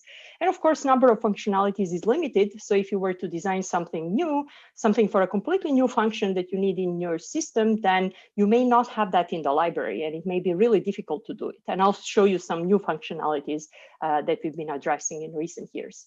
And finally, you know, for a lot of applications, photonic devices that we have today are not sufficiently efficient. For example, you throw away even commercial photonic integrated circuits, more than 50% of the laser power on the incoming grating coupler, which is quite surprising. You know, when I started looking into more practical systems, I thought that you know, grating couplers are nearly 100% efficient, but it turns out that actually even in commercial systems, they are not. I mean, they're 40 to 50% efficient often. And for some applications, that's not a problem. But in some applications, of course, throwing away 50% of the power is a big problem. In quantum photonics, quantum technologies, that's half of your qubits that you're throwing away. And of course, in many other applications, I mean, that means that you have more power consumption, and that's not good for any like portable photonics technologies like augmented reality glasses. You also don't want to have photonic circuits consume a lot of power per bit for communication applications. For example, optical interconnects, even some of the state-of-the-art optical interconnect systems consume picojoule per bit, which is what people can also achieve with electronics. So it kind of beats the purpose of using photonics in applications where electronics is doing equally well. We really have to do better than that. But these are not fundamental obstacles for photonics. I mean, it's just all coming from the fact that we're doing things the same. We've been doing things the same way for many decades, and we actually didn't even know whether we were doing it in an optimal way, which is why in my group, we've been wondering for a really long time whether we could do things in a better way, whether we could design photonic devices in an optimal way to make them robust to fabrication errors, to temperature variations, so that you have higher yield of working devices once you make your chip, so that you can eliminate post-tuning elements like heaters, which consume additional power. Can you increase efficiency? Can you introduce new functionalities? Can you eliminate this brute force tuning from the manual parameter tuning from the design process? Can you actually make photonics even something that's more accessible to people without photonics expertise, like electronic circuit designers who are starting to use photonics for a variety of applications? And as I mentioned, we've been working on this for a really long time in my group, and been thinking about this problem even as a graduate student, but that back then we didn't really know how to do optimization. Although I published a paper which is called optimization, but yeah, later realized that that's not an optimization, it's a brute force tuning, right? But about 8 years ago, we were finally able to do optimization for arbitrary three-dimensional devices by searching the full parameter space. And this is something that I'm really the most excited about, because everything that we've done so far has shown us that the parameter space is so rich that when you are searching through the whole parameter space of things that you can fabricate in 3 dimensions, you're coming up with so many solutions that are much better than the things that we've been doing. And I'll show you that in a moment, that it is telling you that we have been doing everything in such a suboptimal way for decades, and that there's so many more opportunities for photonics going forward that we are seeing because of the way we're doing things now. So I'll tell you about this in a moment. We call this inverse design in photonics because we are defining what we would like to have and then searching the full parameter space to find the solution. And if you are new to the field, we wrote a couple of years ago with Alejandro Rodriguez a review paper for Nature Photonics about inverse design in photonics and this growing field, and a lot of new directions that people are taking in doing this research. And it also covers history of inverse design. So please read this review paper. It's still mostly up to date. So let me just go through the first few examples to kind of explain you what we're doing. This is pretty simple, right? But let's say you want to make a waveguide band, right? And it's kind of a rudimentary component for a photonic integrated circuit. And if you're making complex circuit, then you have to make some bands on the circuit. You can't connect everything with straight lines. And if you just don't know anything about photonics, you may just try to make 90 degrees angle on your waveguide. And as we probably all of us know here on the call, that's not going to be efficient. You're going to lose most of your power at that corner, right? And then if you took a photonics class, you probably, or even if you didn't take a photonics class, if you just follow your intuition, you would say, well, I should curve that corner. That's got to be better, right? And of course, if you just curve that corner, it's going to be better, but it's still every corner you lose 17% of your power. And if you're making a more complicated circuit, that's not going to work very well, right? But it's better, right? You're going in the right direction. And then if you took photonics class, you know that radius of curvature is very important. So then you're going to make a really big band, right, of your waveguide, and that's going to be nearly 100% efficient, right? But of course, it's a very large radius of curvature, and this is going to take up so much of your chip space, real estate on your chip, that it's hard to believe that that's the best that we can do, right? But this is what we were taught to do in school, right, in photonics classes. And instead of doing that, you can explore a variety of other, corners. People have done beautiful work by brute forcing waveguide bands in photonic crystals, for example. I mean, that was one of the motivations of the original photonic crystal work, but that's pretty much all brute forced. What if you have your regular waveguide at the input, rectangular cross section, and also at the output, and you would like to maximize transmission in a small footprint, maybe 2 by 2 microns, right? How can I do that? Do I know how to do that? It turns out that if you try to search the optimal design for this 2 by 2 microns footprint, and if you just pixelate them into something like 40 nanometer pixels, right, which is kind of pretty decent for photonic device, and then you search all the combinations of these pixels, like silicon and air or silicon and oxide, and you say, well, one combination of these pixels maybe works as a waveguide band. I mean, yeah, in principle, maybe you can design something that works as a waveguide band by using this approach. But the problem is that you have, even for such a tiny component, 2 to the power of 2,500 possible designs. And you have to simulate all of these in order to find the solution that works, right? And that also tells you that by using this approach, brute force approach, even for very simple devices, unless you're extremely lucky, you are not going to find the solution that works. But it's also telling you that the parameter space is enormous, right? And if you were to find the solution, you still need to search through that enormous parameter space. But how do you search through the parameter space?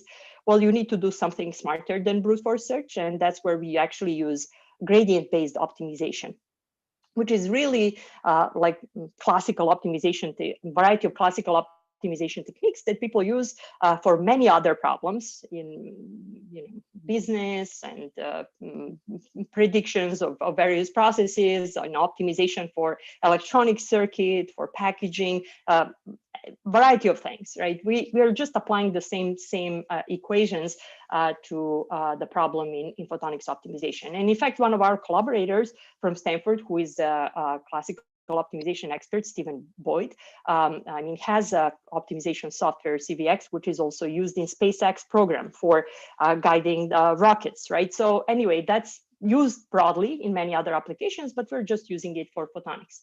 So how do you do that? Well, if you were to design your waveguide band, for example, you still need to design this 2 by 2 micron structure, and you need to travel through that enormous parameter space, but you just don't want to travel to that randomly. You don't want to be blindfolded. You want to travel guided by the gradient of some figure of merit that you define. And your figure of merit or your cost function depends on what you were designing. In this case, you incorporate efficiency, transmission efficiency. I mean, that's what you would like to have: maximum power, minimum reflection. You want to have, you can incorporate also a variety of constraints, as I'll show in a moment: minimum feature sizes, robustness to temperature variations, refractive index changes, fabrication errors. We do constrained optimization. But the bottom line is that you are, start from some random initial structure, you calculate gradients, they tell you which pixels in that structure you should preferentially change to make the maximum effect. And then you update the structure, resimulate, keep going, right? And we do that in about 400 or 500 cycles. And in each cycle, clearly you have to do electromagnetic simulations. So that's telling you that in order to optimize, I mean, this is better than brute force, but you still need to do about 1,000 electromagnetic simulations. And in order to calculate gradients, we use a clever trick that is called adjoint optimization, which allows you to calculate all the gradients just from 2 electromagnetic simulations, forward and backward simulation. And that has a lot of overlap with basically machine learning and backpropagation and neural network training. These are the same ideas, and people have written papers about that. But in our case, we just do 2 electromagnetic simulations. And from these 2 simulations, which we call forward and adjoint simulation, we can calculate all the gradients, and that tells us how to update the structure, and then we keep going. So again, for simulating and designing the device like this, you have to go through a few hundred cycles.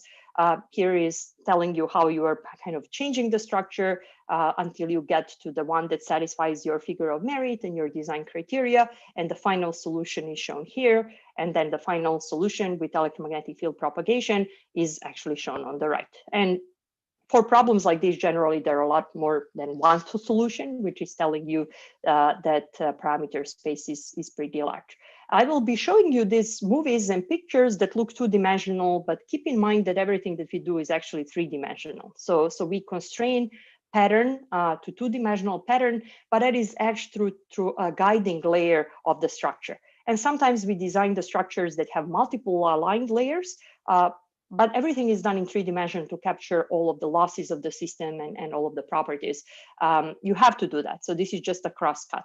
For most of the problems, we just do single pattern because that's easiest to fabricate. But recently we've been doing graining couplers with two aligned layers, and we are even fabricating them in a foundry. So here is another example, mode converter. You convert first order mode from the input waveguide to the second order mode in the output waveguide, something that we traditionally do by adiabatic mode conversion, by kind of slowly expanding the waveguide adiabatically, and that takes hundreds of micrometers of the chip footprint. Here we want to do it in a 2x1 micron device, and we're actually doing it again by optimization. This is the first stage of optimization. On the left, you see how your structure evolves. On right, you see how your field evolves as structure is changing. This is just the first step where you vary refractive index continuously, but that's not really yet the final solution because nobody can make this. And this is the second stage of fabrication constrained optimization, where you go to a binary pattern and you incorporate fabrication constraints like minimum feature sizes and whatever constrains your figure of merit. And here is the final field pattern on the right, which is actually a mode conversion.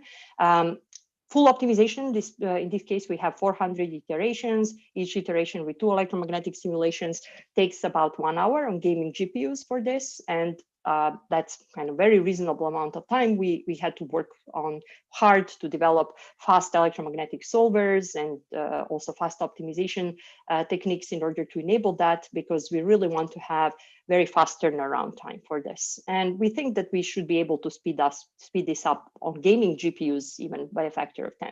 And again, this is not a supercomputer, no scientific grade GPUs, just gaming GPUs that cost about $2,000 and or even less from NVIDIA.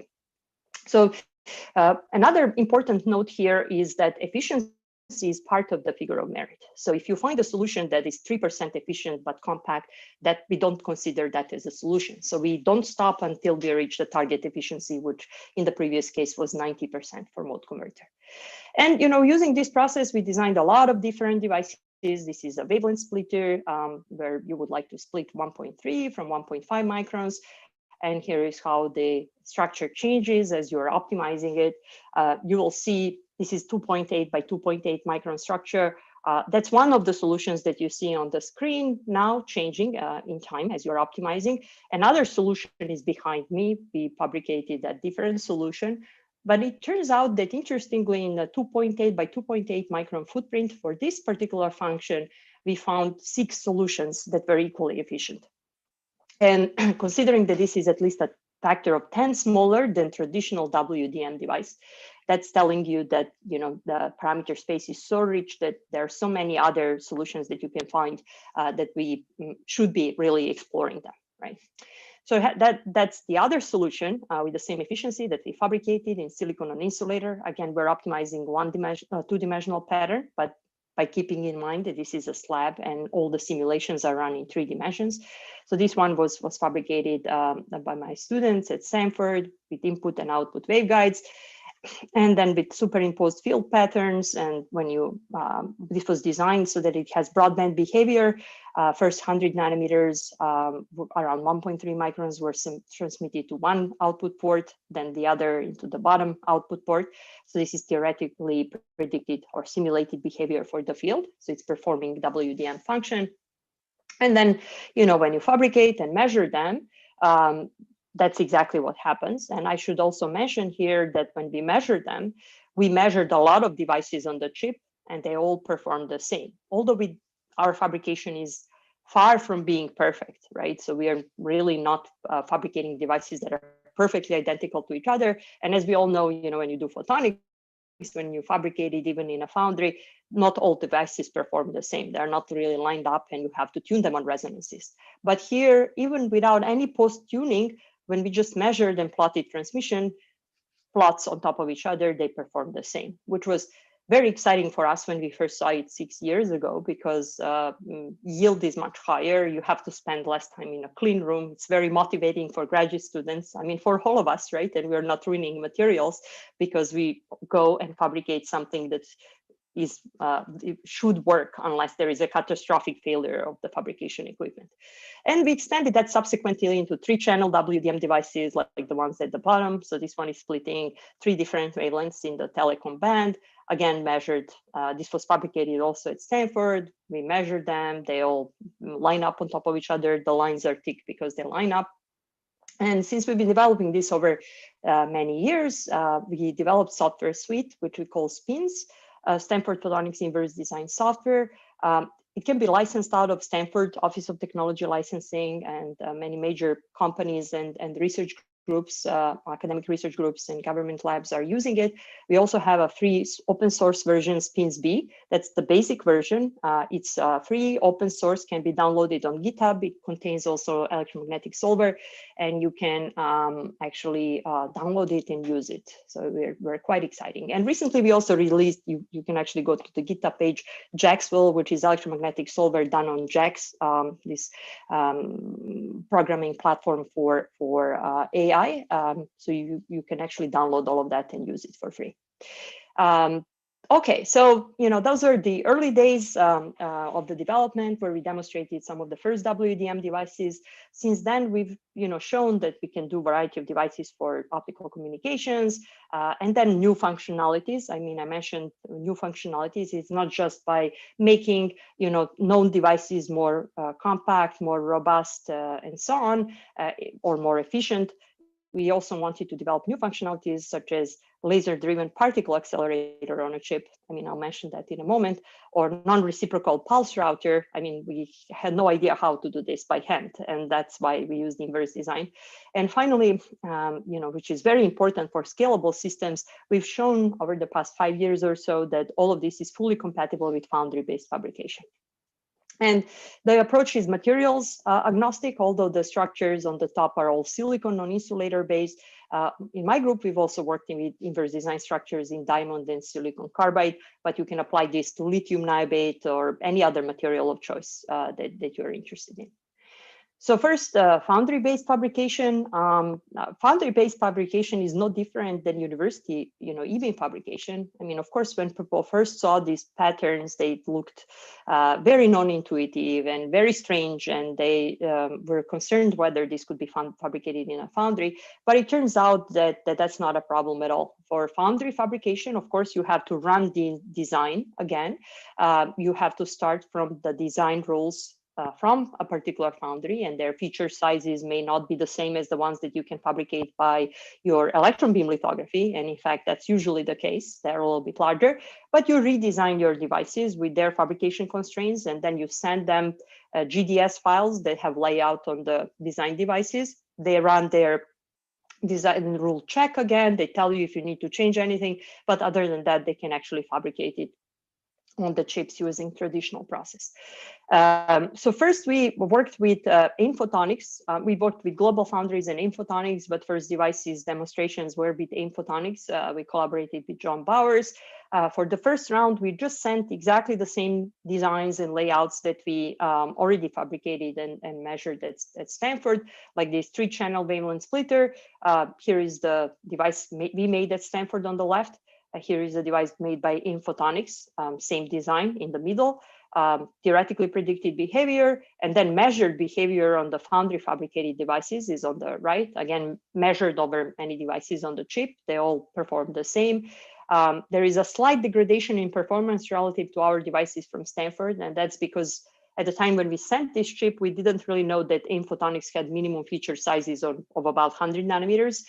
We sent minimum feature sizes of 80 nanometers, which was our design, but with small correction, this could be actually improved. Nevertheless, it's not a big degradation. It's still working pretty well. This is another device from we demonstrated in Photonics, spatial mode splitter, converter. Here in a footprint of about 2 by 2 microns, you are splitting first order mode into the top left waveguide, and second order mode is converted to first order mode and sent to the bottom left waveguide. And this is something that you may use to capture more input polarizations from a fiber if you were using optical interconnect system. So here are the designs. We sent the layout with 2 cascaded devices. And of course, because of this behavior, you're predicting particular matrix for or mapping between 2 input and 2 output ports. Theoretically predicted behavior was insertion loss of 1.5 dB per device, right? Sorry, 1 dB per device was theoretically predicted, or 2 dB total for cascade of 2 devices with excellent contrast between different ports. And then when we measured, we saw 1.5 dB per device. So this is measurement over many devices on a chip, 3 dB total for a cascade of 2 devices. And again, the small discrepancy comes from these minimum feature sizes that were in the foundry slightly larger than what we had thought. Since then, we've worked with a variety of other foundries, including global foundries and IME. These are some of the recent results with IME foundry. We collaborated with Firouz Aflatuni, John Bowers. We're also collaborating with Alan Wilner from USC on high-speed measurements. This is optical interconnect system. We were working on DARPA-funded project for on-chip optical interconnects, and here we wanted to use mode division, multiplexing and demultiplexing to connect different parts of the electronic circuit. And doing by hand, mode division, multiplexers, demultiplexers is pretty hard. There are some solutions, but they're not very efficient. They're very large. As opposed to that, by inverse design, you can easily design these for 4 micron elements that are doing this mode routing and conversion. And in fact, this mode conversion and mode splitting functions seem to be kind of ideally suited for inverse design. There is no mode conversion problem or mode routing problem that we couldn't really solve so far efficiently. So we're quite excited about it. I mean, the inverse design elements are in the box 2, and there is another one on the right in this red circle, and measurement is shown on the right. We see excellent suppression of channel crosstalk. We have here done kind of low speed measurement, but we are collaborating now with, again, UC Santa Barbara and USC on high speed measurement, and this should operate at 20 to 30 gigahertz. So it's fully compatible with Foundry, and you can actually do electronics and inverse design on the same chip. So now, going to new functionalities, which is something I mentioned before, apart from this foundry-based fabrication, there were a few problems, and I'm sure all of us have problems when you have to come up with new functionalities for photonics, and you don't have off-the-shelf component that you can use for everything that you would like to do. So one of the problems that we were interested in was the problem of non-reciprocal routing and transmission. And we collaborated with Andrea Alou from City University of New York, who had this beautiful proposal and demonstration in the microwave regime for this non-reciprocal routing. So basically, the idea is very simple. You cascade 2 resonators, one with Lorentzian transmission spectrum, one with Fano transmission spectrum, and you control phase delay between them. And Fano resonator has to be nonlinear, right? So you have some Kerr nonlinearity, for example. So if you design your system so that coupling in the forward and backward direction to your nonlinear resonator is different, then you would have a different wavelength shift of that transmission, Fano transmission, and at the frequency of your laser, you will have different transmission in the forward and backward direction. So it's kind of quite simple idea, and they demonstrated it in microwave circuits. But to do this well in optics, you clearly need some components that are not trivial to design by hand. You need right coupling efficiencies, you need particular transmission characteristics for the resonators and so on. So we decided to use the inverse design, and maybe if you spend a long time, you can do this by hand. Well, this is still a relatively simple problem, but by inverse design, you can really design it in a couple of hours. So we know that the underlying structure is 2 resonators coupled to a waveguide, right? But we want to control the transmission profile and couplings. So we just inverse design the coupling elements between resonator and the waveguide. And here you can see how that works. So just this region of the coupler here, resonator itself didn't change because resonator is good enough already. But you want to do that in such a way that you're not degrading the Q factor of a resonator. And here you see movies how these coupling regions are changing, modifying as a function of optimization, while satisfying, again, feature sizes, minimum feature sizes, fabrication constraints. And figure of merit here is particular transmission efficiency and particular profile of transmission. The one on the left is here Fano resonance, and the one on the right is Lorentzian resonance. And when you finish the process, you have this layout that you need to fabricate, and fabricated pictures are also shown, and measured transmissions are also shown, and they satisfy our designed behavior.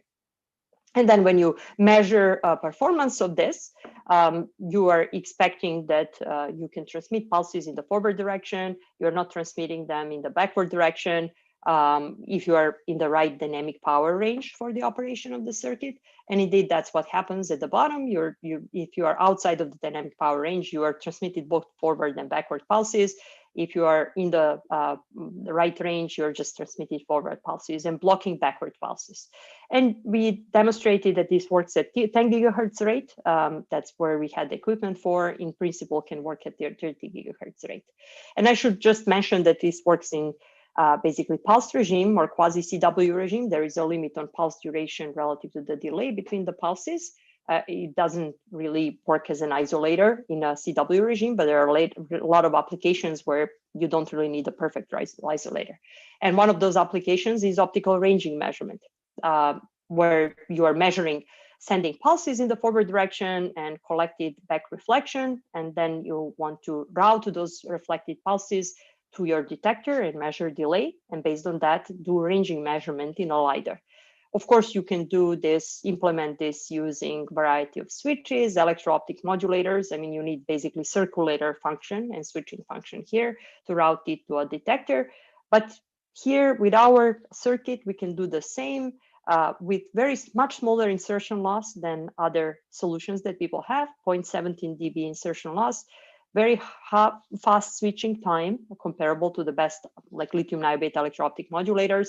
And we basically have a fully passive circuit. So we don't really have other types of loss in our system as some of the isolator solutions are having. And footprint is extremely small. I mean, this is just a resonator. And here is the ranging measurement. I mean, it's kind of pretty simple. It's the same as what I showed you before, but we're doing ranging measurements up to 60-meter distance using this. So very simple solution. Here, you don't really need expensive electro-optic modulators, circulators for this. You can just make 2 extra resonators on the silicon circuit and do a ranging measurement. So that's one functionality. The other and completely new functionality that we looked into was on-chip integrated laser-driven particle accelerator. And here, this is, I mean, the old idea. We all know how accelerators work. You use some microwave radio frequency waves to accelerate particles, and each stage of acceleration accelerates these charged particles a little bit. So you accelerate them in the first stage and then go to the second stage and so on. And then, to go to mega electron volt or, giga electron volt or larger energies, you need miles of accelerator, right? So that's a simple idea. And then the idea that our A-chip team, led by Bob Bayer and Peter Hommelhoff, had was to go to optical frequencies and use infrared lasers instead of microwaves and radio frequency waves for acceleration. And simply by looking at the wavelength ratio between microwaves and optical waves, you can shrink this accelerator by a factor of 10,000, right? Because all the accelerator sizes of different stages in accelerator are proportional to the wavelength of electromagnetic waves used there. And for radio frequency waves or microwaves, that's 10,000 times larger than what we can do with infrared light. And that tells you that something like Stanford Linear Accelerator, which is 3 miles long, could be shrunk to a few inches of a wafer if everything works right? So you can actually have your portable accelerator on a chip, and which would be great for a variety of medical applications. But then, of course, the problem is you can't just shrink things, because you can't take microwave components and shrink them by a factor of 10,000. They're not going to work. You have to redesign stages of accelerator.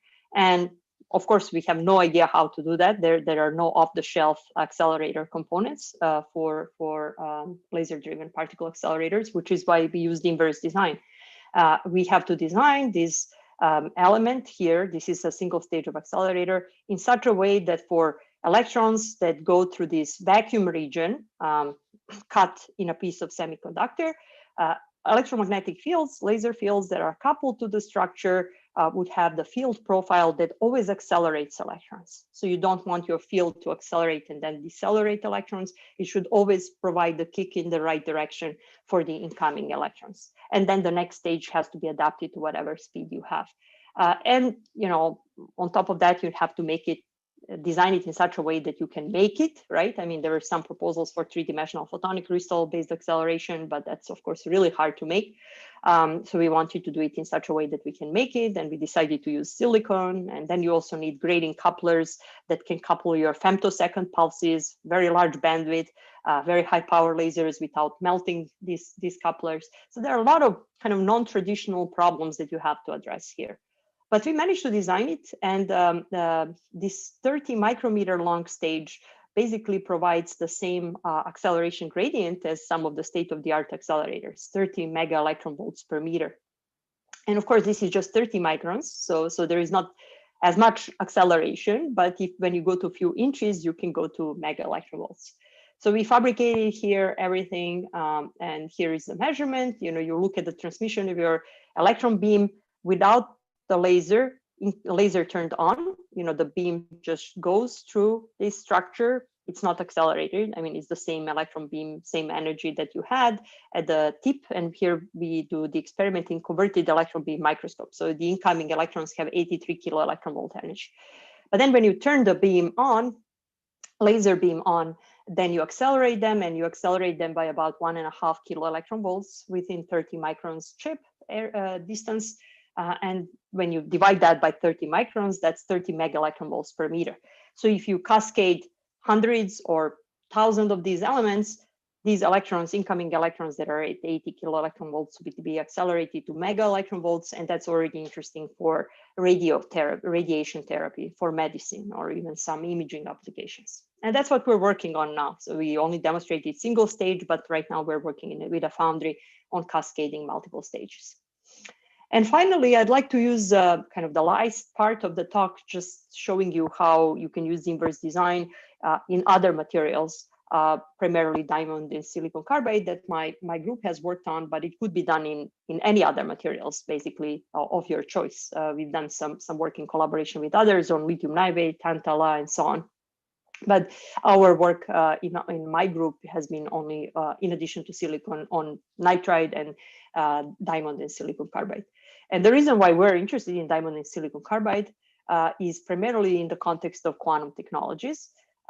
Basically, the idea is to build semiconductor quantum simulators and computers. And you're all familiar with beautiful work on superconducting quantum systems, including from leading companies like IBM and Google, or beautiful work on atomic quantum simulators. This is from the group of my colleague Emanuel Bloch at Max Planck in Munich.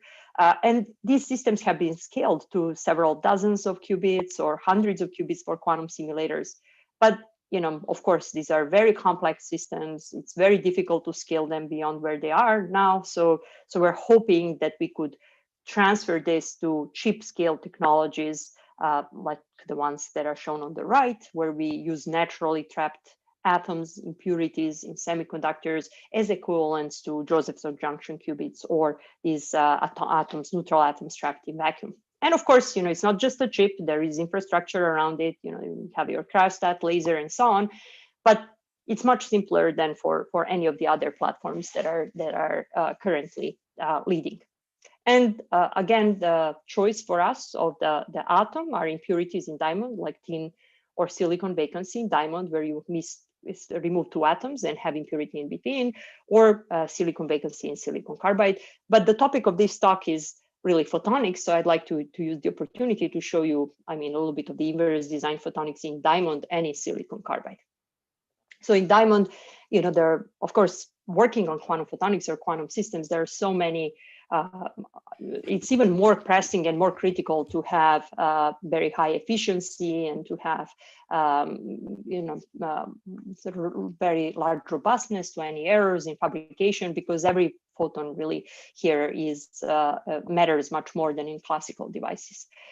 So that's why we had to design variety of elements. This is for the diamond photonics, inverse design diamond photonics, and this is three-dimensional bulk carving in diamond that we're doing at Stanford. And these elements here that are inverse design are some beam splitters and couplers and so on. And this dramatically improves the performance. Even if you redesign a coupler, you can have much higher collection efficiency. For this simple circuit with two couplers, we reduce our experimental time by a factor of 500, because efficiency of input and output coupling is increased by a factor of 25, 30. And that your signal to noise ratio is much better. You're not chasing your signal somewhere in the noise level, but you have much better signal to noise ratio. And you can think of scaling these systems much easier, because a lot of limits to scaling in quantum networks, for example, were limited by efficiencies of the system. We've also shown that you can do all of that with color centers inside without degrading properties of these color centers. Color centers are our qubits, our naturally trapped atoms, and you can do inverse design photonics together with your qubits, and it all works really well. And then also in silicon carbide, we're doing the same thing. And I, since many of you are interested in nonlinear optics or classical photonics, I'd also like to spend a moment to say that apart from quantum optics, silicon carbide is a very exciting material for photonics and nonlinear optics, because it has strong second order optical nonlinearity and third order nonlinearity. And it's also piezoelectric, has large band gap, excellent thermal conductivity. It's much cheaper than diamond, available wafer scale from companies like Cree. Not commercially yet available as thin film, which is why we had to develop it, particularly for quantum optics applications. But as far as I know, some companies are coming out now with thin film silicon carbide and insulator. And that will, I'm sure, going forward, enable the same type of revolution in photonics that we've seen with thin film lithium niobate or silicon on insulator.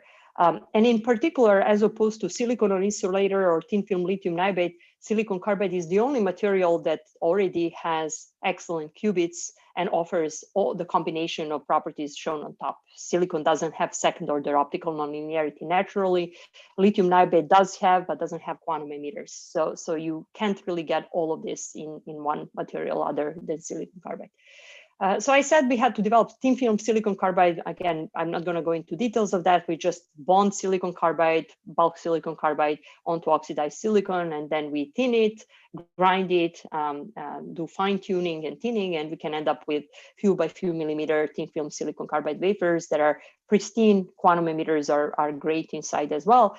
And this is, by some small modifications of the process, also scalable to do wafer scales. But for us, few by few millimeters is perfect. And at the moment, we can do inverse design in this.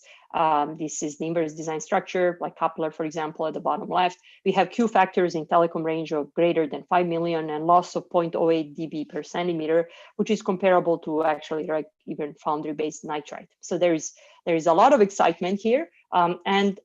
Speaking of optimization, we kind of routinely use these optimized couplers. You see them here at the corner of the image. This is our first second harmonic generation experiment where we've demonstrated pretty good efficiency, but should be, based on what we're doing right now, larger than that by a lot, 36% percent per watt, 36,000% per watt.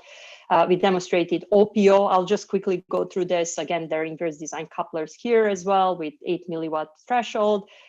We demonstrated solitone comb recently, Chi3 solitone comb with, again, 2 milliwatts threshold. We also in the visible range have Q factors, visible wavelength range have Q factors of several 100,000. So that's all great. Quantum emitters are also there. They're not degraded. You can also do quantum photonics, but even if you're interested in nonlinear optics, there are a lot of exciting things to do even without quantum emitters.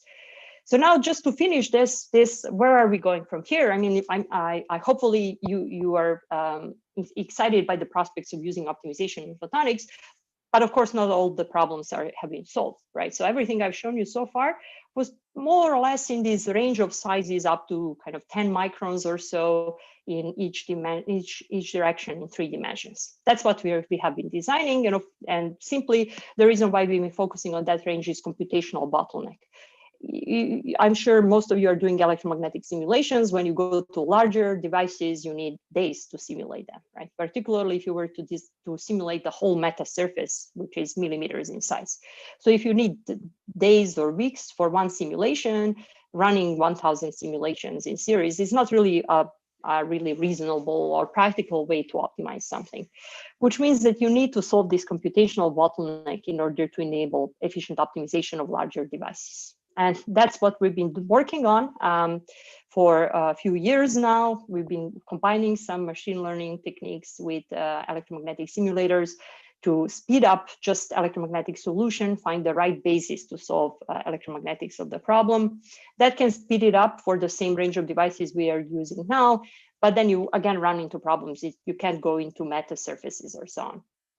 And then for meta surfaces, we're developing new solvers, transition matrix method solvers, which are really kind of suited for that particular problem. And they seem to be much, much faster and then finite difference time domain solvers that are the only thing that kind of in principle works for meta surfaces, but blows up in time as you increase the simulation size. And the idea here is to kind of optimize the whole meta surface at once so that you also take into account any neighbor interactions that you would like to have, instead of doing it block or element by element or cell by cell as what people are doing now. We're also developing fast finite difference time domain solvers for based on GPU hardware, and hopefully combination of all of these variety of solvers and fast optimization tools will solve the computational bottleneck. And finally, we're also looking into applying these optimization techniques directly to quantum systems. When you look at all of the inverse design that we're doing, it's just an electromagnetic simulator, fast electromagnetic simulator, which is coupled with fast optimizer. And that's what's going through the whole parameter space and optimizing your photonics design. Now for quantum hardware design, we're developing open quantum system simulator, which is coupled with the optimizer. And the idea here is that you design something that has a particular Hamiltonian in the output. And again, this is, of course, not a quantum optics talk, but it's very similar to what we are doing in inverse design. There is no really strict barrier between developing quantum technologies and photonics. Photons are quantum particles or light. There are a lot of pretty much all of the quantum technologies rely on some photonics or electromagnetics structures, at least for interconnections. So having something like this is quite important. And this would design some pulse sequences or some geometry of the structure in such a way that it works well.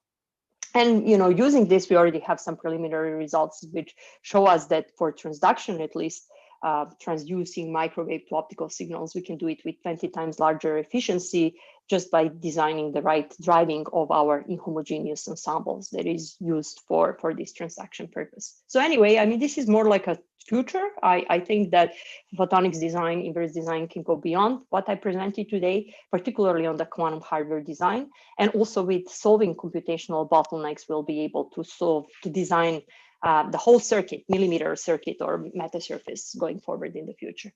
If you're interested in playing with software, again, there is an open source version on GitHub, basic version, SpinsB. You just go to my group's website and you'll find the link. There is also the version that could be licensed that, again, many companies and research groups are using. And you can also license it out from Stanford.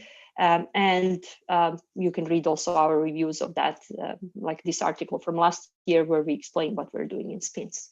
And really, while today's photonic integrated circuits kind of look like this, this is an example from the group of Dirk Inglet at MIT, maybe they'll be kind of quite different going forward and have many more these inverse designed elements, but not just prettier, in my opinion. They would actually be more energy efficient and robust and simpler and compact and practical. And with that, let me just thank you all for your attention again and thank my research group and our funding.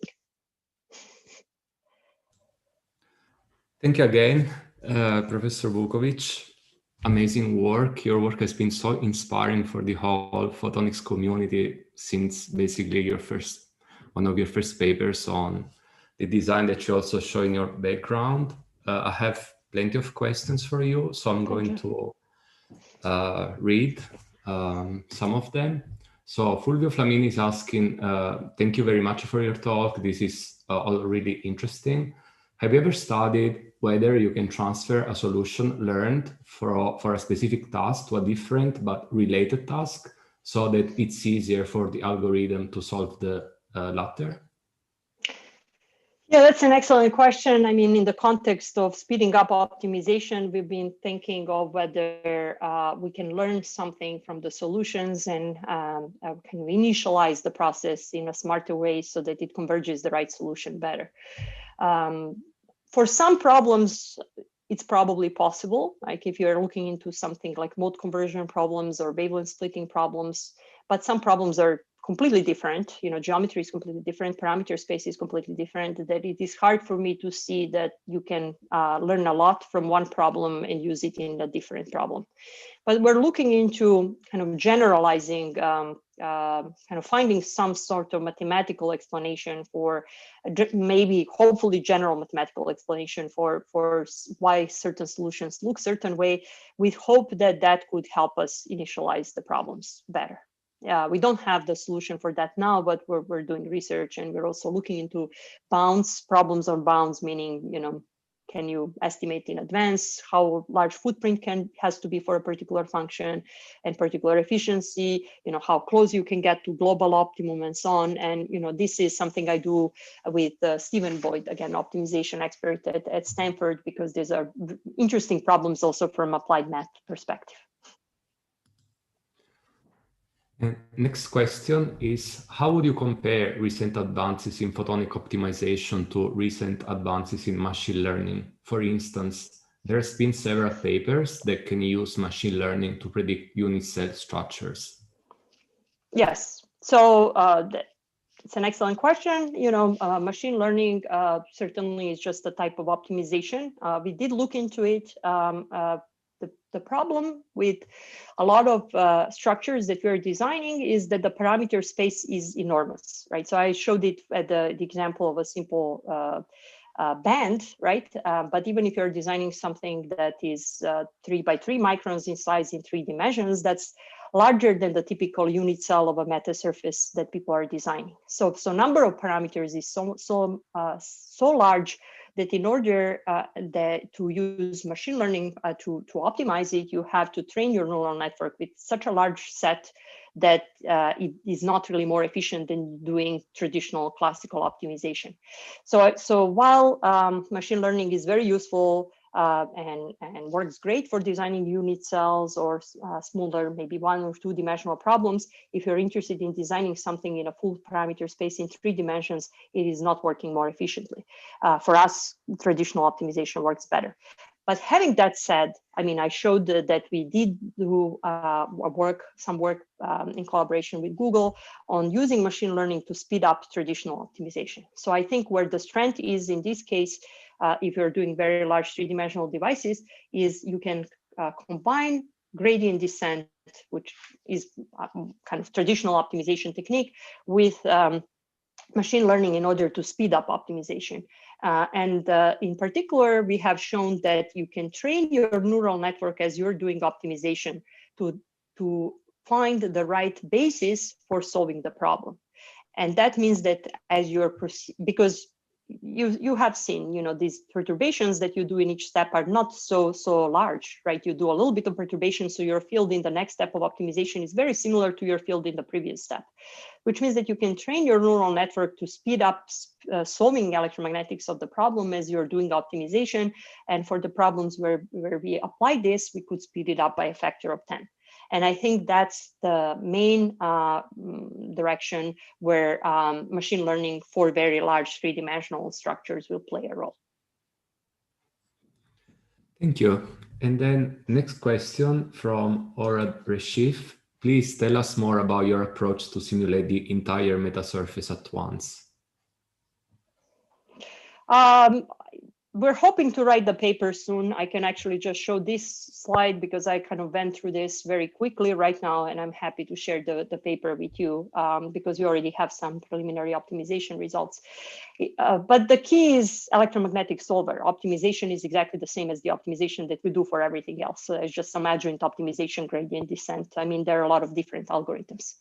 So the electromagnetic solver that we use here is transition matrix method solver. Which means that your simulation, your meta surface can be viewed as multiple scattering from different meta atoms. So you have to describe using these transition matrices scattering from individual atoms. I mean, you can pick the right basis for your atoms, and in meta surfaces, you generally know how your atoms will look like. There are like some cylinders or spheres or whatever you are using. You can position them randomly, and you can also incorporate interactions between atoms into your transition matrices. And you are using these matrices to really solve the scattering from the whole ensemble. So that's what we used here, and you can see relative to simulation. So simulation size is basically the size of the meta surface. We did run this on just a simple desktop. It's much more efficient than finite difference time domain. So like finite difference time domain for 20 micron simulation size goes to something like 5 hours per simulation. We can do that in minutes, right? And I mean, of course, it still increases as you increase the size. And we're improving this and distributing to multiple GPUs. This is before distribution, but it does work much better. And we're right now running some optimizations there. So I hope to be, hopefully in the next month or so, we should be able to have a paper ready. Okay. We can wait to read it. Yeah. Then next question from Caterina Tabaglione. Thanks for the nice presentation and cool work about the inverse design, very inspiring. What you showed so far is all passive. How about reconfigurable PIC? Do you think it is something that can be realized with your approach? Yeah, and actually we did design kind of reconfigurable or active devices already with this. Of course, optimization itself is passive, but you can actually do the optimization for multiple states of your device at the same time. For example, we have designed switching devices that would at particular refractive index route the signal to one port, and then at the different refractive index after free carrier rejection or nonlinearity, they route the signal to the other port. Your pattern, physical pattern of the device is not changing. It's only refractive index that is changing. So as you're running the optimization, you simultaneously search for the pattern that for two different refractive indices would perform this function, right? So that's possible right now. We do that already, right? Of course, it's two coupled optimizations that proceed at the same time. But that's no different than any multimode optimization that we normally do. I mean, whether you're doing it for two different refractive indices or two different wavelengths, from mathematical perspective and complexity of optimization is not really different. And of course, there is a possibility to optimize directly nonlinear equations and include that into the problem that you are solving. That's interesting scientifically. I'm not really sure that it brings you advantage from the optimization perspective and the amount of time that you need, because at least for all the problems that we're working on, we can always decouple the problem to multiple steady states that you can couple during the optimization and then proceed. So we didn't find the pressing need to run nonlinear optimization right away. For nonlinear optics as well, yeah. Thank you. And then a question from Josh Baxter. He's asking basically if these techniques can also be applied in the case of dispersive materials such as silver and gold. Yes, I mean, right now, my group's work is, of course, focused on the electric structures. I mean, you can add some conductivity in the problem and work with metals as well. The problem with metals is the problem that people face when they're actually running electromagnetic simulations, which is coming from the fact that the penetration depth is very small. So you need very fine discretization in order to capture the full behavior of the material. And that means that your electromagnetic simulations are, again, larger than the electric simulations that normally we do. I mean, your pixels kind of have to be much larger inside of your metallic material. Some people have done actually optimizations on the metallic structures. And early on, we also published some papers on optimization of the metallic structures using exactly the same algorithms, just by describing metals at a particular frequency with a certain conductivity, real and imaginary part of the electric constant. And I think it works. We haven't really spent much time on that, but I think it could be actually done. You may run into computational bottleneck again because of the fine discretization inside of the metal. Okay, great. The next question comes from YouTube. Before performing the gradient optimization for the wavelength splitter, for example, do you use any initial guess based on some theoretical insight? Yeah, in the past, it would just be a random guess. Then, we started noticing from the optimizations that depending on how you initialize, if you initialize with something that has more of the high index material, your final structure, or it has average refractive index that is closer, for example, to silicon, your final structure will have more silicon than air. If you start with something that's closer to air, then your final structure will have kind of like more islands of silicon and more air. It's interestingly, there are so many solutions in these problems that you end up somewhere in parameter space close to, not too far from your initial condition, right? So we did study this, and in this paper that I published here, that I mentioned here in Applied Physics Reviews, we did show for some problems like this wavelength splitter, we analyzed the full parameter space and we found the clusters of solutions, and we could get to different solutions based on how we initialize the problem. Of course, that was for that specific problem, but we learned that in general, kind of refractive index value matters. And what we're trying to do now, because of course initialization is very important, if you initialize it in a wrong way, then you have to travel more to get to an optimum. We're trying to learn more about how to initialize in a better way so that we speed it up. You can do that we've done a lot of work on mode converters, wavelength splitters, so we can initialize them better. But if you're designing something completely new, then you may not really know exactly what would be the good guess for initialization, but you can learn along the way. And we're trying to kind of formulate it mathematically right now with collaborators to kind of figure out more systematically what would be a better initialization. Yeah, that's exciting too. And then another question from Mario Crane from YouTube. You write non-intuitive but automated design. Are the solutions in all cases black boxes, or have you been able to understand some new ideas from the computer solutions?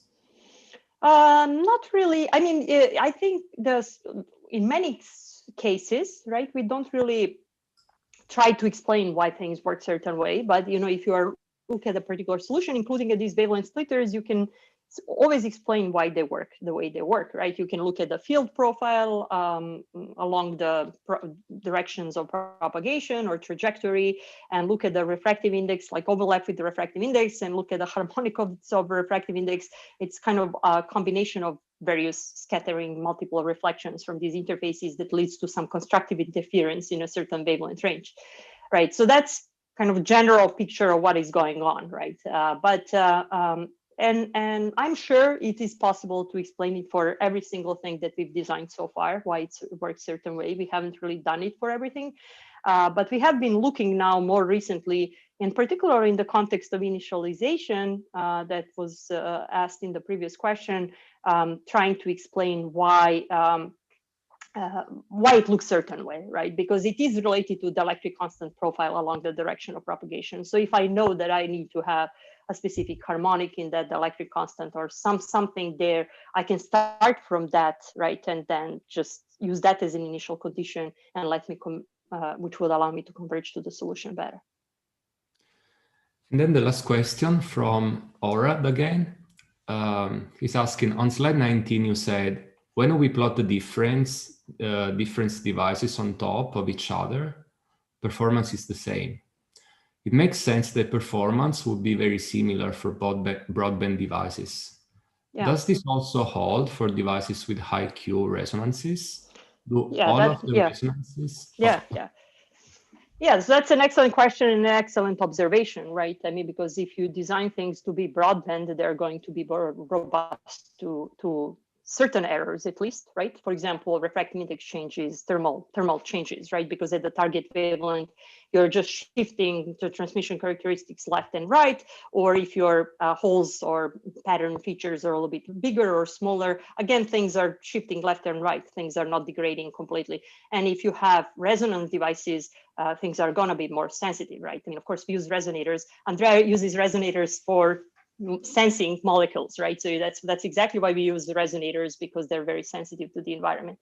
Resonators can be designed to be, to answer to your question, the important thing is that we do use often much higher Q resonators for a lot of functions that we need to use them. And the reason why we do that is because we know how to make high Q resonators. There is no really reason, even in WDM systems, to use such high Q resonators as the ones that we use. So you can actually inverse design 10-channel WDM system, for example, with few nanometer line width. That's not a high Q resonator. I mean, these are just inverse design elements. And if you just let inverse design things for you, it naturally doesn't come up with high Q resonances. It comes up with something that has like 10 nanometer bandwidth or so on for any function you like, if you don't constrain bandwidth, right? Because it's a more natural solution to the problem. But, you know, I mean, what we do is we just take high Q resonators and just use that to filter or do modulation and so on, which is not always necessary unless you are doing some dense WDM. So then on the question of resonators, resonators are structures with relatively simple parameter space and simple geometry. So if you go to resonator, then, you know, I mean, you can try to optimize it. People have also tried to optimize it, but there is not really so much better that you can do than what people have done by brute force design. Because again, parameter space is small. You're working with very simple, like DBR reflector. There are not many holes in that mirror. You can shift them left and right and so on. And people have already done that, and they've already hit the material absorption limit of resonators. So we've done inverse design of resonators. I don't find that particularly exciting because people have already designed resonators that are limited by material absorption. What I find exciting is combining like inverse design with resonators to control their coupling to the environment, like what we did in reciprocal transmission, or to kind of design it in such a way that you have some larger higher index region where you can put your quantum emitters, kind of incorporating constraints into the resonator design instead of just maximizing Q over V, which I think is a problem that people have already solved, right? I mean, you're already at the materials limit in terms of Q. So that's the answer to your question. You're completely right. I mean, if you go to a resonator, you will have more sensitivity to the environment, especially if you're talking about Q of 1 million. That's not surprising, but you don't really need to use that resonator for a lot of functions where that will be a problem. For example, optical interconnects, absolutely no reason to do it. We do it just because that's how we know to implement, how we were taught to implement WDM device. Actually, there is also another part of the same question from Orad. Do all of the references also line up in the same locations without post-fab tuning? Do they? Sorry, I didn't hear the question. Can you repeat it? Do all of the resonances also line up in the same locations without post-fabrication tuning? In these WDM devices or in the resonant devices? It is related to this particular picture or the, okay. Yeah, this is, all of these are without any post-fabrication tuning. Yes, the bottom one is without post-fabrication tuning and the top one is without post-fabrication tuning, yeah. So it was just measured directly. They're all on the same chip, right? I mean, so they were nominally fabricated with the same parameters. But even when you do that in the fabrication process, things may go wrong, right? In the E-beam exposure and some errors in the position or so on. So these ones have no fully passive, no tuning at all. Okay, so it was very exciting tutorial again. Amazing to hear all these research results from you. So I would like to thank both of our tutorial speakers once again, Abu Sebastian and Jelena Vuckovic. And please return for the career discussion panel, which is in less than 1 hour. And in the meantime, you can join us in the Gather Town, our platform for the virtual job fair and for networking. Thank you again. Thank you all. Bye.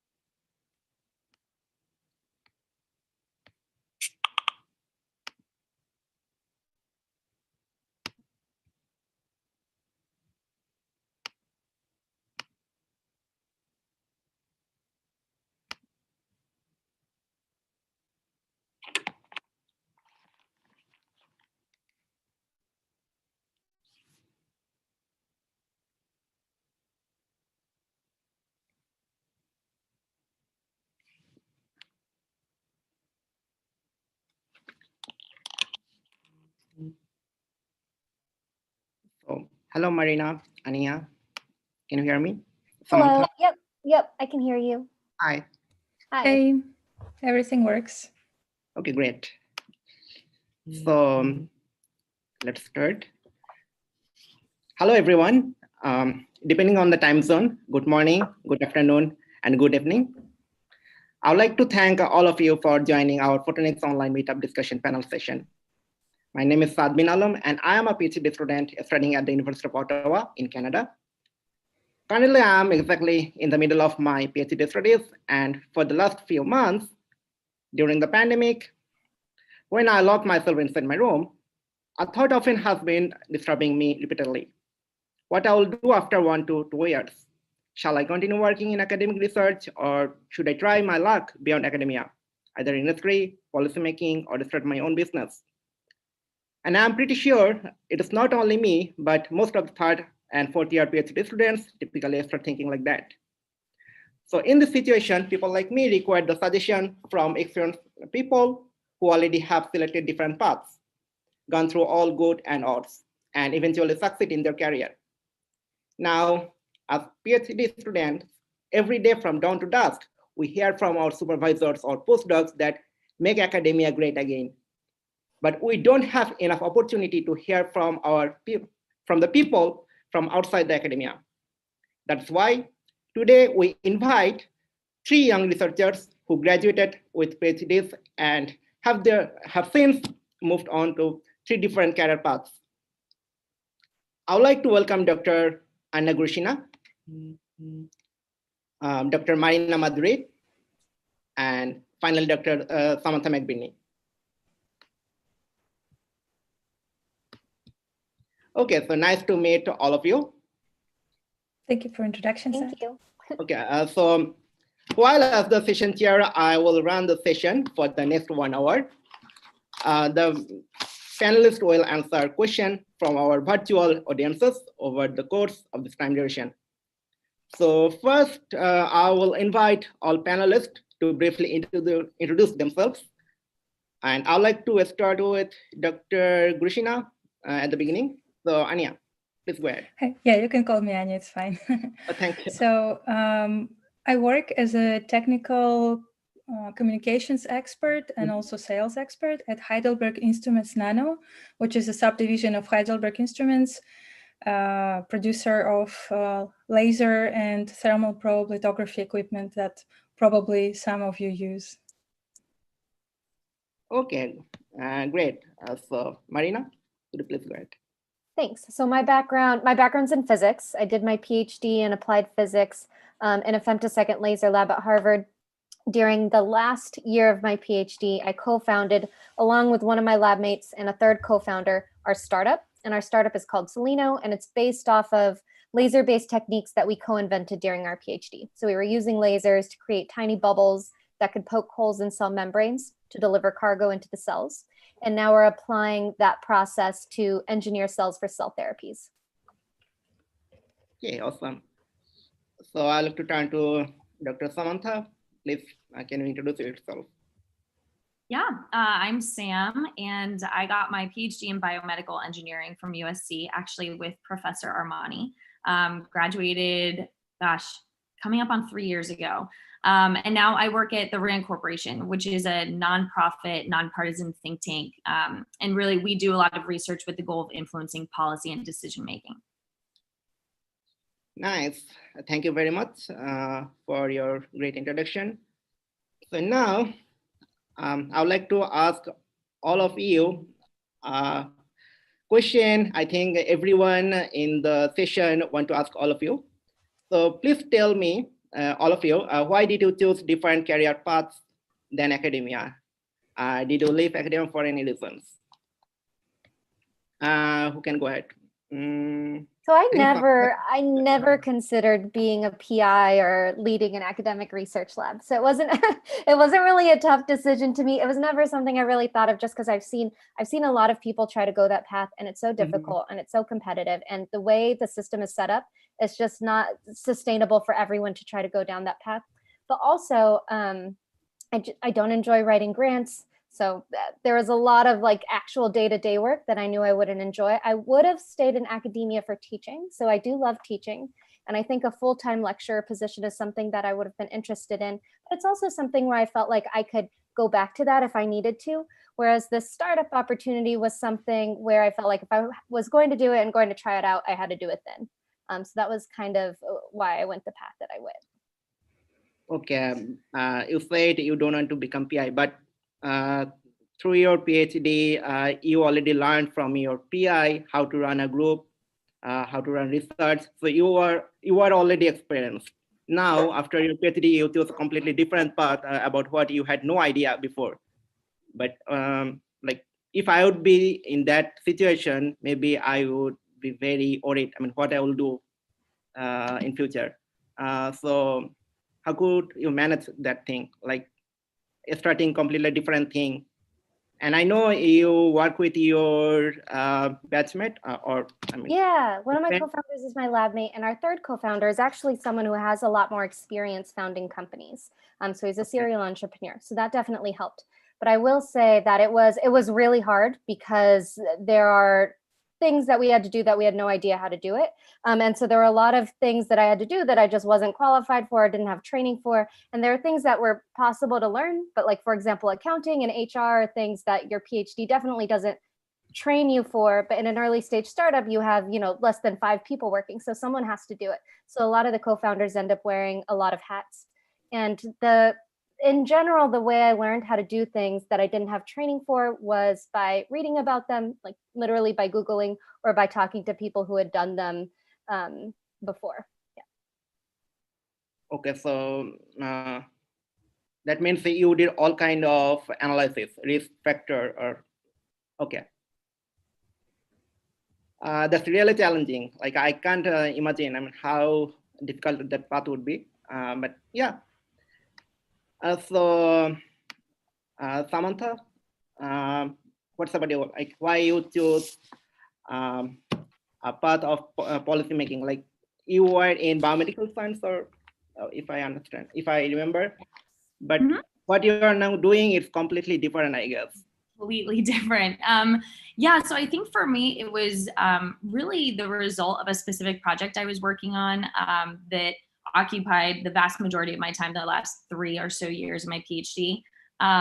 In short, I was working on developing a malaria diagnostic specifically for use in low resource settings. And you're operating in this highly controlled environment. On paper, we know that anti-malarials exist and they're very effective. So the cure or the treatment box is kind of checked. And so in my mind, I think, well, if I can design a diagnostic specifically for people who don't have access to labs and microscopes and all those things, then we've got all the boxes checked. And in theory, malaria is not really a problem anymore. And I think that the point where I kind of realized I wanted to do more policy type work was when I realized that that was not the reality. And the reality was that, yes, in theory, all those things are right, but there's this huge, huge, huge market for counterfeit antimalarials in much of sub-Saharan Africa, which is a reality that we are not often faced with working in high-income countries. High-income countries have very different problems than low to middle-income countries do. And the concept of you could put all this work into this fantastic device that's intended to help people, and there's still this huge gap between what people need and what they have access to, was the point at which I realized I was more interested in doing work on that policy kind of back end, and that technology was really just the start of solving a lot of these problems. If you don't have proper policy in place to actually deploy technologies, if you don't have policy in place to combat fake medicines being disseminated broadly, a lot of what scientists and engineers are doing can still fall short, which was really the push for me to work at a place like RAND. So. Okay, great. So I'll be back to you later again, but before that, I would like to hear from Anya. Yeah, so I didn't mention that before. I was doing a PhD also in physics at Geneva University in Switzerland. And I was working on quantum electronics and graphene devices. So It was super fun, super interesting, but also super complicated. And at some point, I have realized that what I learned in PhD was very, very specific, and I couldn't really envision the big picture, like where I could really take my expertise and what I could do with it. So I didn't really feel very confident about my chances. And then I thought that given the statistics, right, around 8 to 10% end up with permanent positions in academia, even though that was kind of initially the plan, I was like, probably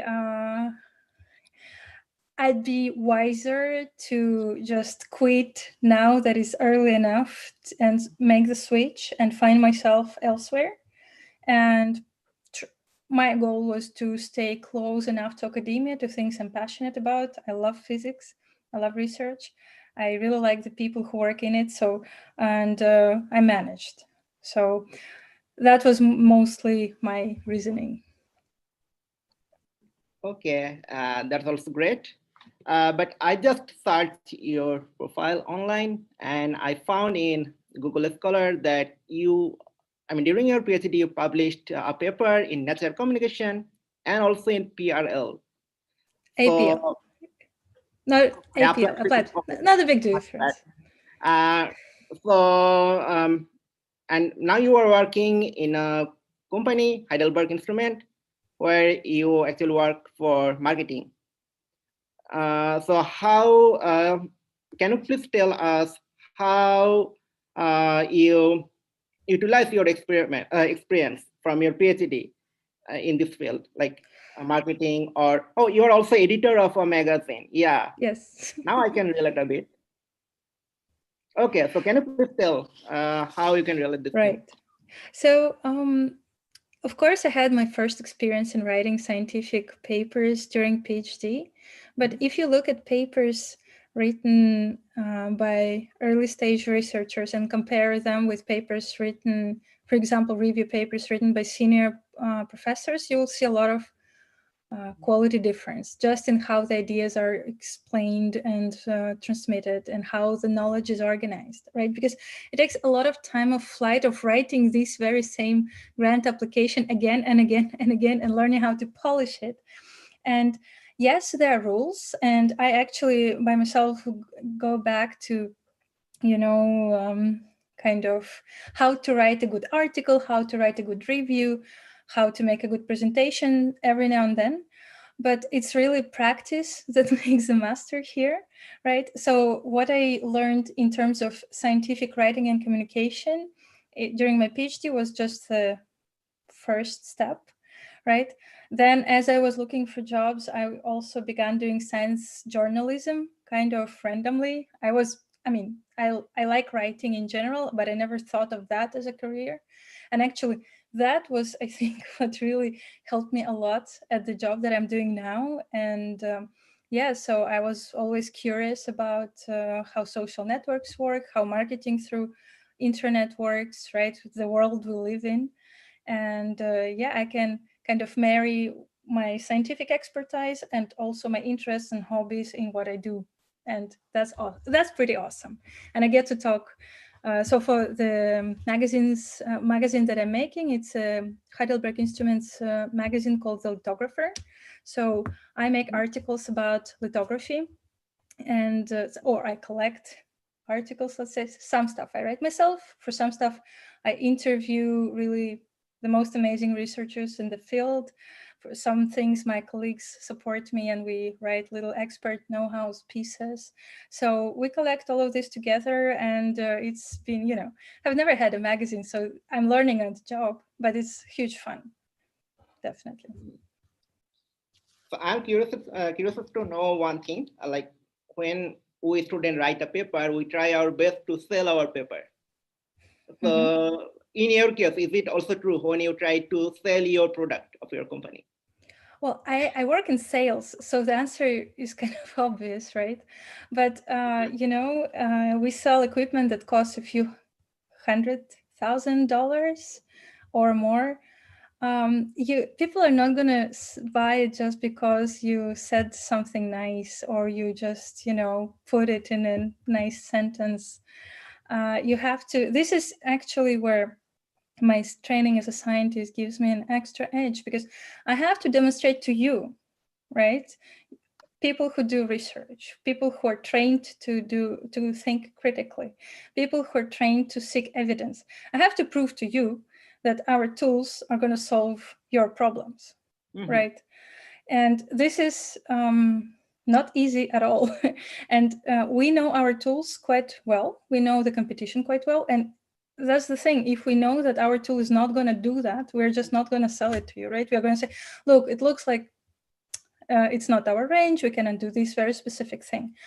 But if it can, then perhaps you are convinced, and then you can write a grant application, and then you get the tool and make even more amazing research. So yes, we sell, but there is only that much you can sell, especially to researchers.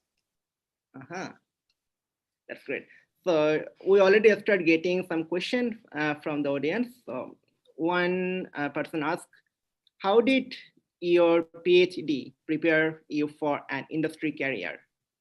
Is your research directly related to your current work? So I think Marina can start at first. Yeah, sure. So I would say my current work is loosely related to my PhD research, in the sense that we did start the company based off of this laser-based technology that my lab mate and I had co-invented during our PhDs. But it's also evolved a lot since then, because starting a company out of a PhD, I've always felt like it's kind of doing things backwards. The right way to start a company would be to identify the problem you're trying to solve, figure out what's the best solution, and then build a company around that solution. But when you're coming out of a PhD, you have a solution and you're trying to like backfit it to the right problem. So by the time you actually find the right market fit in the application you're interested in, the technology has had to evolve quite a bit to be useful for that specific application. So like, yes, we're using lasers, but we're not doing the same things with them that I was doing during my PhD. We're not using the same type of laser system. We're not using the same type of nanofabricated substrates. So it's evolved a lot since then. Like a kind of less tangible way in which my PhD has prepared me for an industry career is that it's a good place for figuring out how to learn new things quickly. And it's a good place for kind of trying a bunch of different things and experimenting and prototyping quickly. And that's been really useful in the startup. But there are a lot of things also that I felt like my PhD didn't prepare me for very well in my career. I think there are a lot of soft skills that don't get trained during the PhD that end up being really useful in your career, like interviewing, networking, presenting well. Presenting well was something that my PhD advisor actually focused a lot on, but a lot of PhD advisors don't. So. Okay. Actually, I am interested to know more about how you and your partner started your own business. But before that, I would like to pass the same question to Samantha and then Anya. I mean, how did your PhD prepare? Yeah, so actually to kind of pick up on the soft skills that Marina just touched on, and I'm sure Anya feels even more strongly in her position of writing so much, they are crucial. And I know that as scientists and engineers, we can often overlook the soft skills, whether it's writing, whether it's networking, any of those things. And I don't think that I can stress enough, particularly from a place like RAND, where we do a lot of writing and we have to be able to distill very complex topics into a format that's readily accessible by essentially the voting populace. Writing is huge. And if you're a good writer, I think that really elevates you in any workplace you're in, and sets you apart from virtually every other scientist or engineer who typically tend to focus on more of the hard science skills. Soft science is not something to be overlooked. But in terms of using my PhD in my current workplace, yes and no. I couldn't have gotten my job without a PhD, but I do not use the fact that I got a PhD in optics at all, virtually ever, except when we're talking about directed energy weapons and lasers and things like that. And then people get very excited that I have a background in this. But no, RAND is very academic in a lot of ways. They have a research track. They hire PhDs only, really PhDs, or if you've been in the military for decades, you can also become a researcher. Even the titles are the same. You start out as an associate researcher, then you move to full, then you move to senior. It's roughly the same timeline as you move up. You're not getting promotions every 1 to 2 years. And so I could not have gotten the job without having a PhD, but I don't necessarily use the fact that, you know, I build medical devices in grad school every day. But it is a skill set that I can bring to a lot of projects, and being an engineer at a policy think tank does put me in a unique position where there are not a lot of engineers at RAND that have hands-on experience. So when there is a project that requires real technological expertise, people in my position are often called on because there aren't that many folks who spent time in labs building things. So a little bit of both.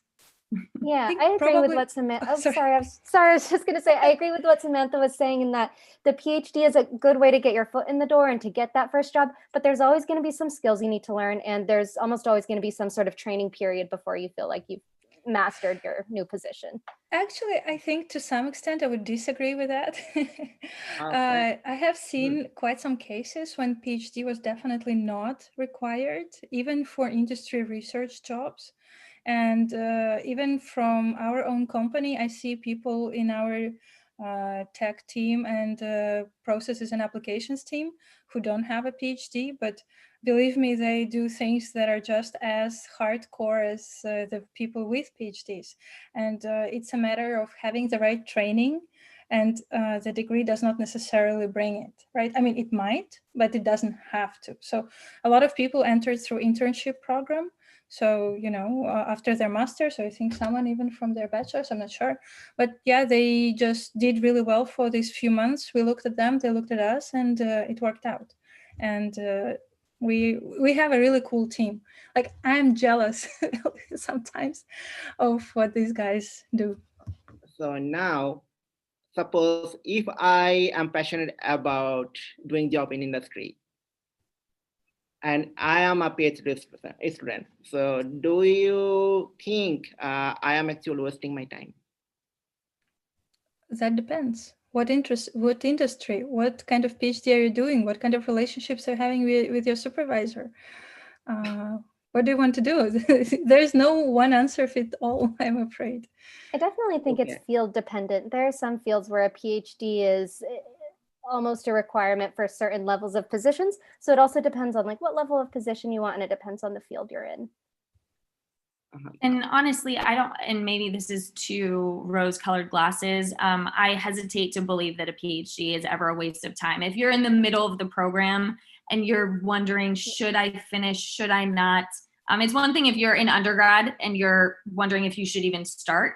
But if you've started the program and you have a positive relationship with your advisor and you enjoy the work that you're doing, and even if halfway through you decide, I specifically want a job that does not require a PhD, and I don't even know if it's going to help me.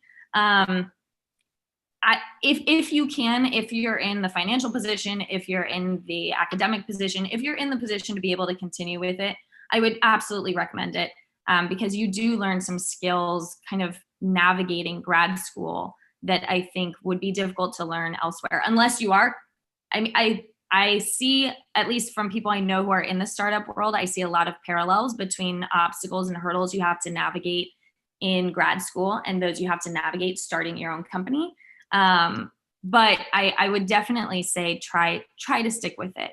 That being said, there are always, like Anya said, there's never a one size fits all. There's never a universal answer to these questions. It's highly dependent on your specific circumstance. But I definitely don't think it was a waste. I'm a strong proponent of doing a PhD just because this is like the most awesome thing you can think of. I think if you want to do research or have an engineering job, there are probably better ways to get into that. But come on, when are you going to work on something as cool as what usually people do for their PhDs? And for me, I did a PhD because I found a project that was like, you know, for me, it did check all the coolness boxes, right? So. Okay, that's great. So that's the thing really we want to know, like what we are doing that would be helpful for us, and we should do what we want to do, what we love to do. Anyway, so we got a question from Lexi. Do you have any advice for current students on how to improve some of these soft skills that may get overlooked during their PhD? Marina? Yeah, I would recommend finding a mentor whose soft skills you like. So for example, if you're trying to get better at presenting, identify someone whose presentations you like and ask them if they're willing to spend some time with you. I think a lot of people are kind of nervous or hesitant to cold email or cold ask people for their time. But a lot of people got to be as good as they are because someone else gave them some of their time. So I think a lot of people are like surprisingly willing to help people who are asking for help. Okay. I would say, I would also add learn to Google, because many things have surprisingly straightforward solutions already. You know, you're probably not the first person looking for whatever. So that's one thing. Another thing, if you're interested in, let's say, industrial research jobs or something along these lines, look for internships, because from what I have seen, many jobs are offered officially or on LinkedIn or whatever, have to be offered by the legal rules. And in fact, there are already some candidates kind of pre-selected for this position. And how do you get to be the candidate who was pre-selected for this position? It's networking, but not the kind of networking when you drink coffee with people, which is of course also great, but it doesn't, I mean, you have to keep in mind that hiring a new person is always a risk for a company, because they would be wasting time and money on training you and paying your salary if you don't fit, right? So if you can bridge that by doing an internship, then you're winning, because you already have experience, you already know what this job is, you already know if you really want it, and the company knows if they really want you, and then it's kind of a straightforward thing from there. Okay. Samantha, do you want to add anything to this question? You know, I think those two really covered it. And when it comes to the soft skills, I think exposing yourself to a lot of different styles of presentations in particular is key. And I love to do this just by like watching or listening to TED Talks. Different TED Talk speakers have distinctly different styles and approaches, and you can kind of just listen and learn and pick up on things you like, things you don't like, and start to piece together your own style. Because I think authenticity, as cliche as that might sound, I think it is important when you're presenting your work, is coming off as genuine and really yourself. That's when you're gonna do best in those kinds of soft skill positions, I think. Okay. I think this is a really nice answer from everyone. So now I'm going to move to the next question. Is anyone familiar with internships at the PhD level? Is that useful? So I think Ani was talking about internship at some place. Can you more focus on that? Like, well, I think anyone can do an internship, right? So if you, I think it's more typical to do it before a PhD, so like after bachelor's or master's, but I see no reason why you cannot do it after PhD. Okay. Any experience from Samantha or Marina about? So RAND does have a summer associate program, which is fairly typical for people in the middle of their PhD programs to leave for a summer and do work at RAND. And that is an excellent way to get a job at RAND. That is not the direction I went. And I think almost more because in my mind, I never even really considered a summer internship, which is probably the position a lot of PhD students are in, because I viewed the summer as like, okay, this is the time when the campus is empty, a lot of students are gone, this is where you can really put your nose to the grindstone, and no classes, no nothing. And so I think that it really depends on maybe how long you're willing to spend getting your PhD. Is your advisor okay with you going off to do an internship? Some advisors had very hard and fast rules, absolutely no, never. Whereas others were, you know, more open to conversation. And so, but it's certainly, it can be a great way, like Anya said, to get your foot in the door. Absolutely. But it's not necessarily critical. So if you're in a PhD program where you either don't want to, or your advisor has a rule that says no, you are okay. You will be okay. You can figure out ways around it. It can just kind of be a shortcut sometimes if you're fortunate enough to be able to take that route. But another possibility could be working or collaborating on a project with a company, because many equipment manufacturers, for example, oh, I speak of something I know, right? So we collaborate a lot with some users. And I think if there is if we have an opening and one of our super users is looking for a job, it's going to be a very short conversation. I mean, if they want it, of course. So, yeah.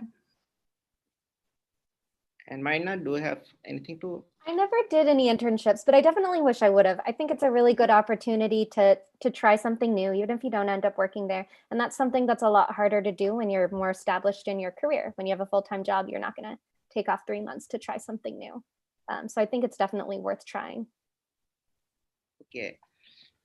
So before the question I took a few minutes ago, I asked you, could you please share your story with your partner? How did you jump on this decision, entrepreneurship? And how okay. did you start? Yeah, it definitely wasn't planned. So actually the way it started is we had gone to Photonics West, which is a conference that y'all are probably very familiar with in San Francisco. And we had decided kind of on a whim to present at the startup fair there.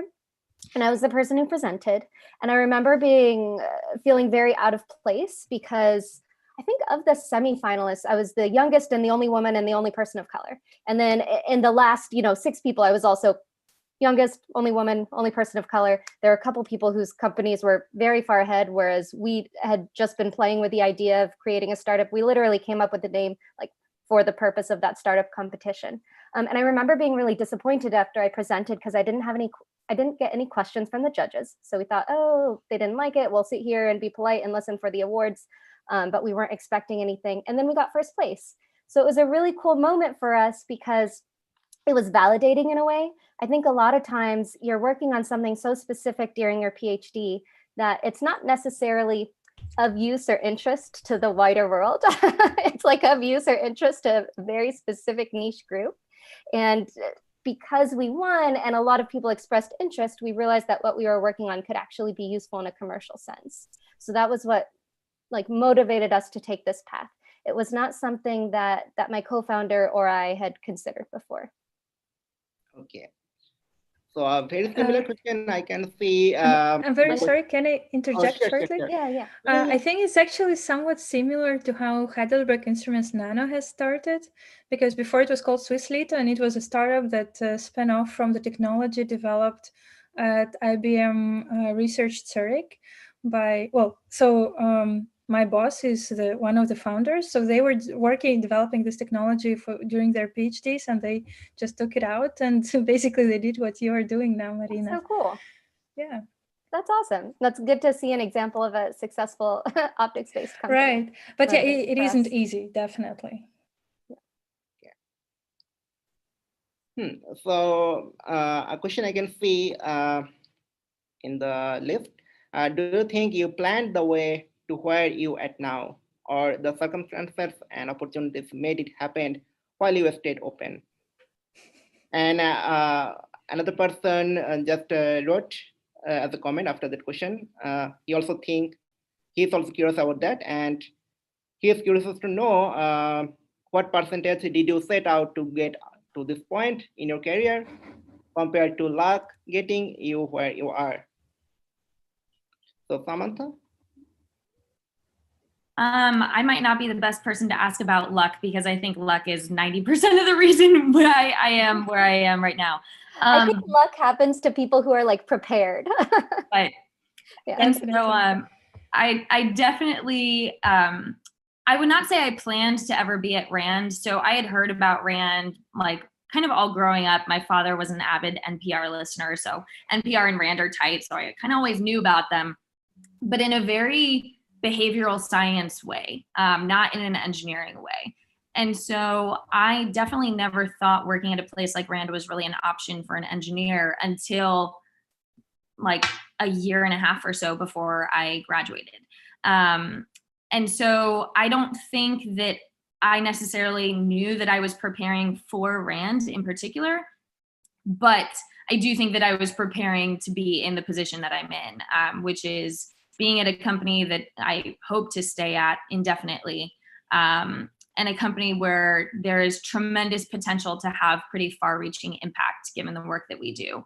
I think impact was always something I've been chasing, and that was one of the reasons why I decided to be an engineer. That was one of the reasons why I wanted to work on this malaria project with my advisor. And that's definitely one of the reasons why I ended up at a place like RAND. So I think very big picture, it's right in line with the direction I've kind of always been going in. I just never knew the specifics of exactly when I would end up exactly where. So. That's interesting.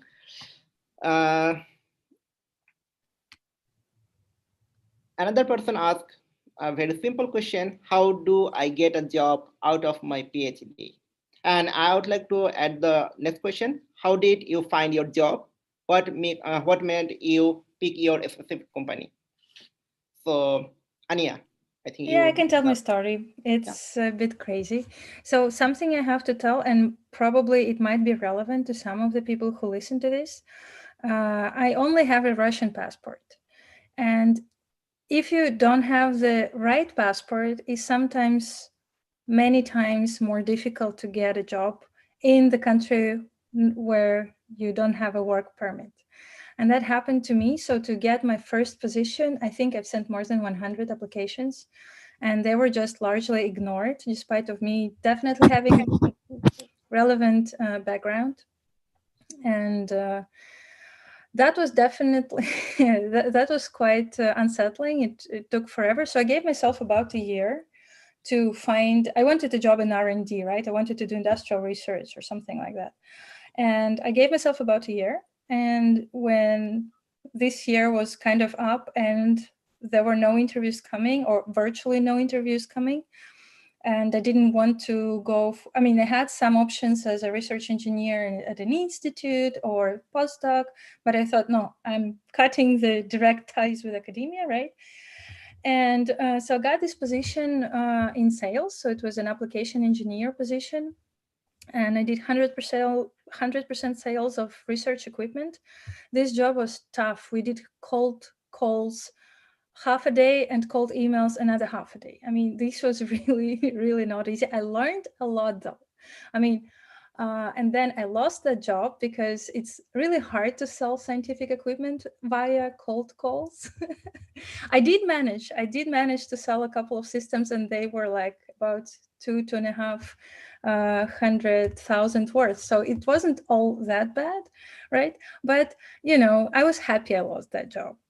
And then I was looking for a new job, and then I was basically open to whatever, well, within certain reasonable bounds, right? So I really was opening my mind and saying, okay, I'm sure there are plenty of opportunities that I didn't even think of, because what do I know about outside of academia world?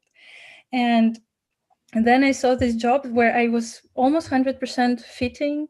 It was another sales position at Heidelberg Instruments Nano, and I was like, no, but it was so terrible the previous time. I'm not going to go there. And also, I was pregnant.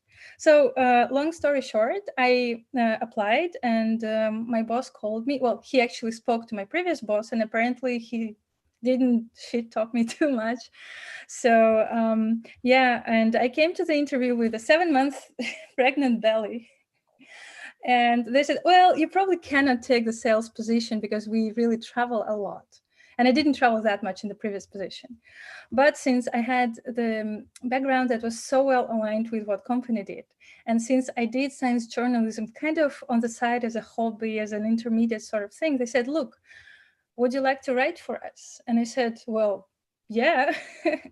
And there I am now. So you never know, really, you never know what hobby, what skill, what encounter puts you in the place you are.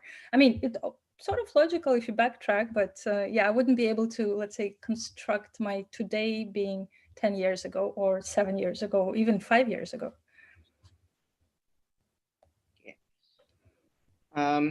Next question is, how is the industry environment different from academia? I think again, Anya should give the answer, but I will go to the other people also. Depends what you consider, right? I mean, people-wise, not different at all. You get the same crowd. I also get to publish something. I get to go to conferences. So in many aspects, it's not so different. Of course, day-to-day work, again, depends on your position, might vary. And of course, depending on the size of the company where you work at, you may have different challenges and things to consider. Let's put it that way. Okay. Marina or Samantha, do you want to add how you find your current job place different from your PhD life? Yeah, I find it super different. I think, okay, so I get to publish still, which is cool, which I wasn't expecting. I get to go to conferences still. I actually enjoy them a little bit more, I think, than I did during my PhD, because I feel like I have more of a purpose, or I'm more focused in terms of what I'm trying to get out of it. But it's so different in terms of, for me at least, like how I spend my day and how I focus my work, because everything has to be geared towards making this company successful, making a product, selling the product. So every once in a while, there are experiments that pop up, because everyone on our team, it's a very scientific and technical team. So every once in a while, like ideas for experiments would pop up. Oh, wouldn't it be really interesting to measure this effect or figure out why that's happening, or like image this protein structure? And it's like, no, if it doesn't contribute to a product that we're going to be able to sell people successfully, then we're not going to spend time doing it. So I think that kind of shift in mindset is a big change for a lot of people. Absolutely. And yeah, I think agreeing with Marina, there are a surprising number of similarities between, maybe not surprising, Rand is not kind of a midway, not necessarily industry, but definitely not, pure academic research. We're definitely somewhere in the middle. We do a lot of writing, there's a whole side of the house. So essentially, roughly half of our work comes from the Department of Defense, which is contract based. But then about half of our work is just purely academic, getting grants and proposals out there, getting funding from foundations or NIH or NSF. And that's obviously very academic. We attend conferences. It definitely is a publish or perish type of institution. You need to publish if you want to move up. Publishing looks different because we do have RAND reports are a thing. So it's not a journal, but it is published essentially in-house. We still have external reviewers and things, but it's not necessarily the same as publish in a journal. RAND reports count just as much. So there are a lot of similarities really in the day-to-day, especially if you're coming from more behavioral sciences. For STEM folks, for engineers, for people used to doing bench work, it's very different because it's all desk work. You're essentially at your desk. I mean, especially during COVID where we're not traveling, you're doing a lot of reading, a lot of writing, a lot of phone calls, a lot of synthesis, it's all on your laptop, which was a huge adjustment for me. But otherwise it's similar in a lot of ways, that's for sure. There was a question before about like how you got a job out of your PhD and how we picked our companies that we're at. And I do think that's an important one to touch on just because it can look so different for different types of work. And I guess from my experience, I found RAND because I knew I wanted to do policy work, and I kind of went at it from the angle of putting all my eggs in one basket. RAND was kind of the end all and be all and a little bit of the gold standard. And so I knew if I really, really desperately want to work there, let's just focus 100% of my efforts on that. So I applied to one job. I did the cold calls, the cold emails that both other ladies have mentioned, which can be awkward for sure, but basically setting up those informational interviews with people who already worked at RAND to talk to them about what does your job look like, trying to kind of gauge gauge things and see, is this somewhere I would want to work? What do your day-to-day activities look like? What do you like about your job? What do you hate about your job? Which was another question I saw in the Q&A. And you get really interesting, candid responses when you ask people, what's your least favorite part about what you do? And it's funny because at RAND, the number one thing everyone complains about is the fact that we have to fill out timesheets at the end of every day because we do billable hours.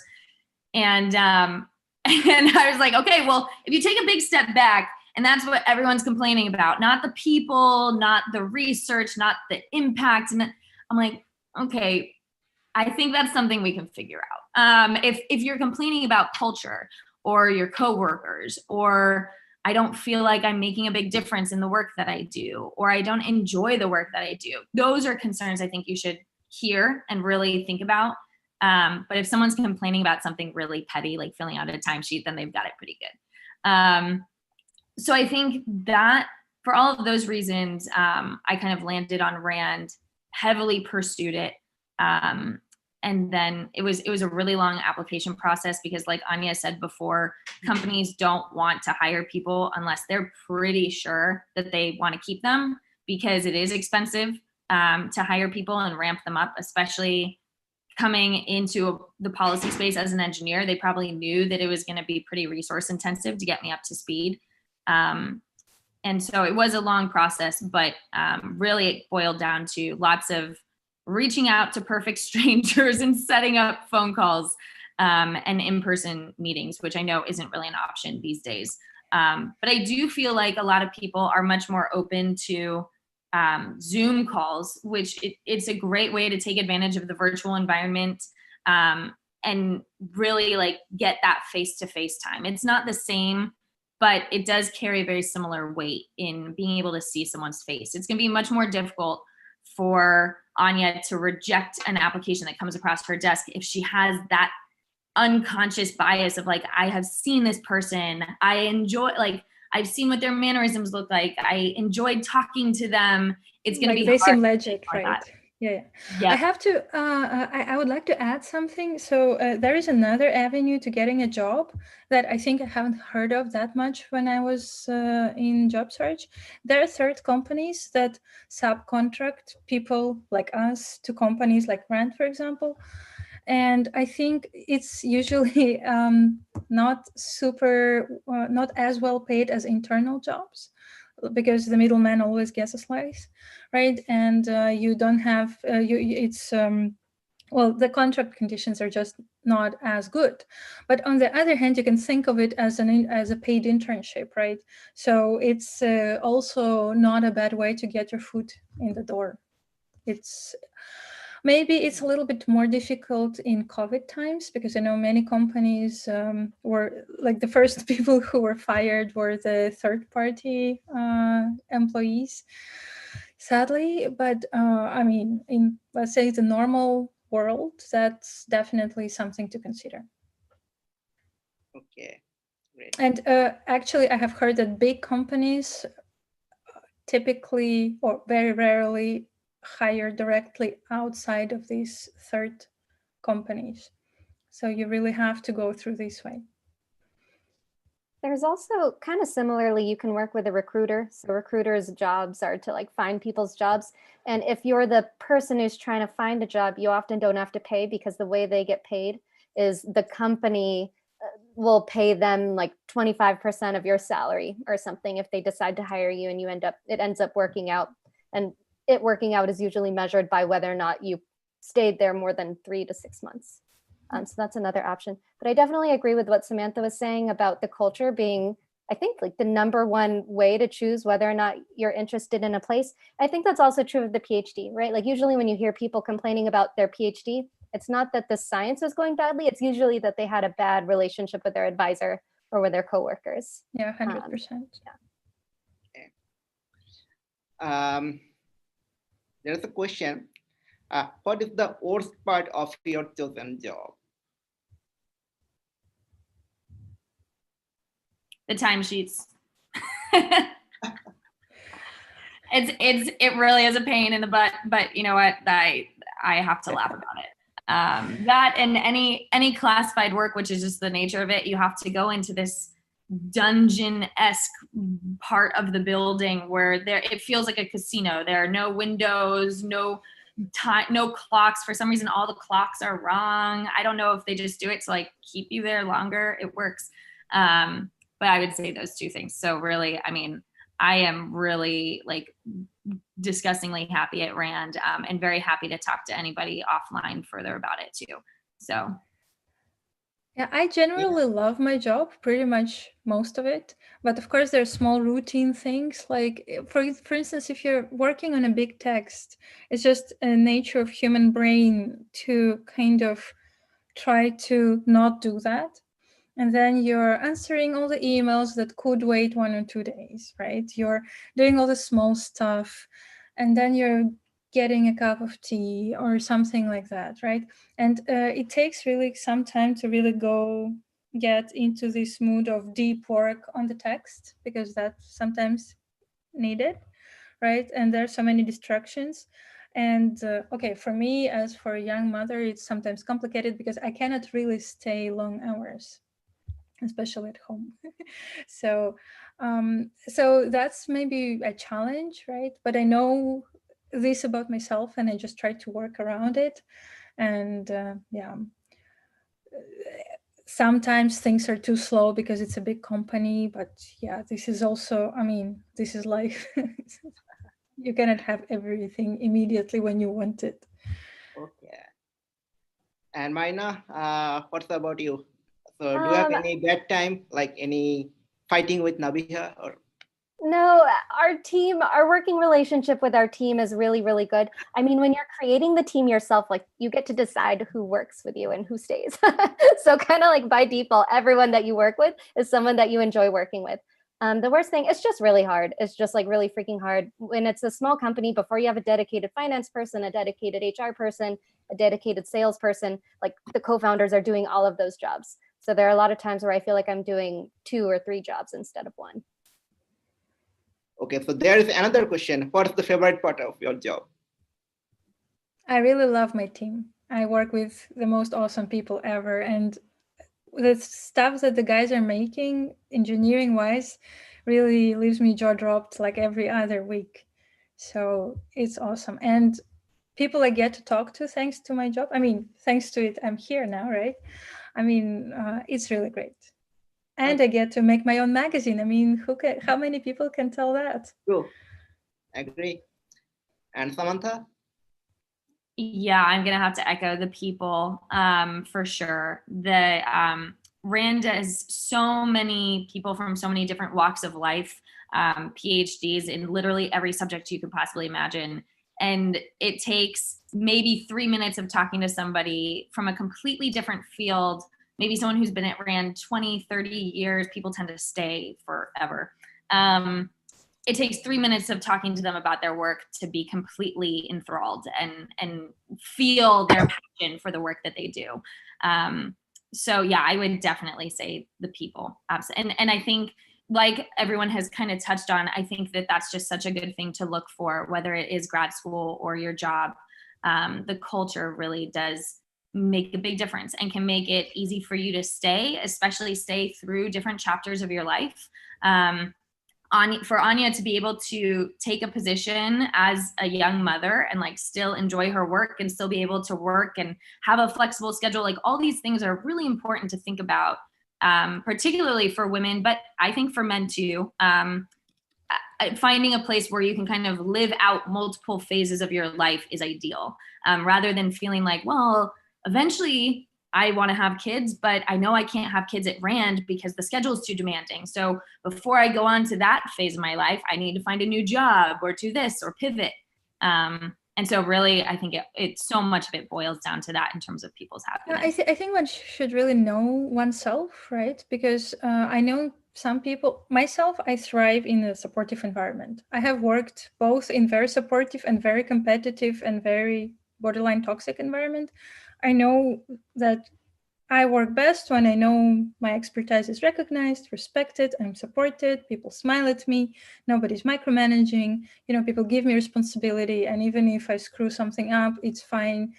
I can come and talk about this openly, and it's very transparent, and nobody is like doing weird stuff. I have worked in places that were not like that, and some people are fine with that, but I wasn't. So I'm happy that I can work in the place where I can bring out my best potential. And I think that's something to optimize for.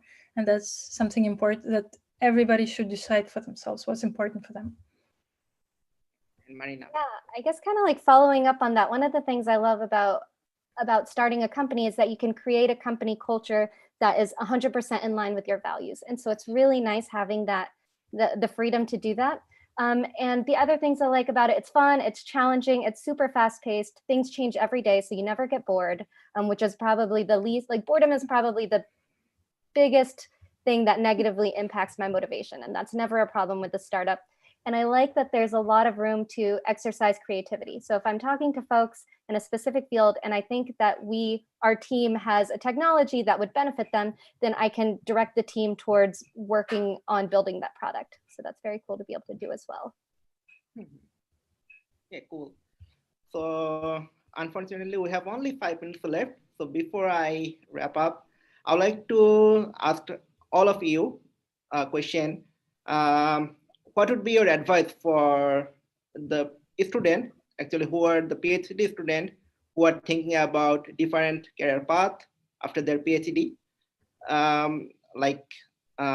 from where they should start?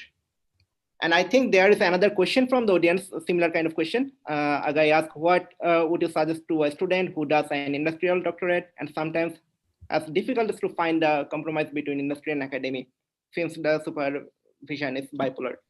Anyway, you can start from the beginning, what would be your general advice, then you can go to the specific question. So, yeah. I think Samantha can start first, then I'll go to Ania, then Marina. Yeah, so I think my advice is figure out what you like to do and why. Because I think the goal is to find a job that makes you excited to wake up every day and go to work. Even if go to work means like sit at your dining room table. And so I think that's huge. And that's really what keeps me going is I love the work that I do. Yeah, the people are great, all these other things, but when I sit down and do my work every day, I love it. And so finding something where it's not a chore to get out the door and go to your office or go to the lab or wherever it is, I think that's huge. And that can take some time to really sit down and reflect on not what you feel like you should be doing or feel like your advisor wants you to do or any kind of pressure, and just sit down and think about what it is you want. And it doesn't have to be what you've studied. Again, I mean, like I'm doing policy work, which is not, people get PhDs in policy. So like, that's clearly not what I studied. So it's also okay to switch up because that passion and love for what you do is more important than just kind of towing the company line. I second that. I think it's important to sit down and think what you really like, what really drives you. And you can often find your profession. I mean, we live in the world when you can just invent your own profession, basically, right? And I know people who become science outreach specialists who just have their blogs. I know people who make their living by making science illustrations, etc., etc. I mean, it's virtually endless. And like, if it's really something that you love, or at least think which aspect of your research is that you love the most. Because if you love working in the lab, you'll be miserable writing grant proposals all the time, right? So maybe it makes sense to find a job in whatever company which will give you an opportunity to spend all your time in the lab perfecting or optimizing some processes, whatever, right? So you have to be very clear with yourself on that. That's the most difficult thing, I think, when you're a PhD, because you just sometimes have these ideas that are not necessarily from within you, but from around you. And it's very difficult to distinguish this environment, let's say, influence from what is really you. Okay, and Marina, we have only 1 minute. Can you please tell very briefly, what would be your suggestion for? Yeah, completely agree with what the other two ladies have said. You're working, it's a 40-hour work week, so you're spending at least a third of your waking life working. So you deserve to have it be something you enjoy. And I think you should think about that in terms of like the day-to-day tasks. Do you prefer hands-on work? Do you prefer writing? Do you prefer interacting with people? And then I also think you should think about it from a motivation standpoint, because you want to feel motivated to get work done every day instead of just, always procrastinating and feeling guilty about it. And some people are more motivated by the big picture, like what's the mission of the company that you're working with, and some people are more motivated by the day-to-day tasks. Do they enjoy what they're doing, like day in and day out? Okay, that's really awesome. I think for everyone like me who are in the middle of their PhD and who start thinking about their future job, your suggestion would be really helpful for us. And with that, I'd like to wrap up the session. Thank you everyone for joining us. Thanks Samantha, thanks Marina, and thanks Tania. I will meet again later, but before I wrapping up, I would like to invite everyone to join our next session today and tomorrow. And yeah, thank you very much. Goodbye. Thanks so much for the invite. Yeah. Thanks. It's been a pleasure. Thank you. Bye. Bye.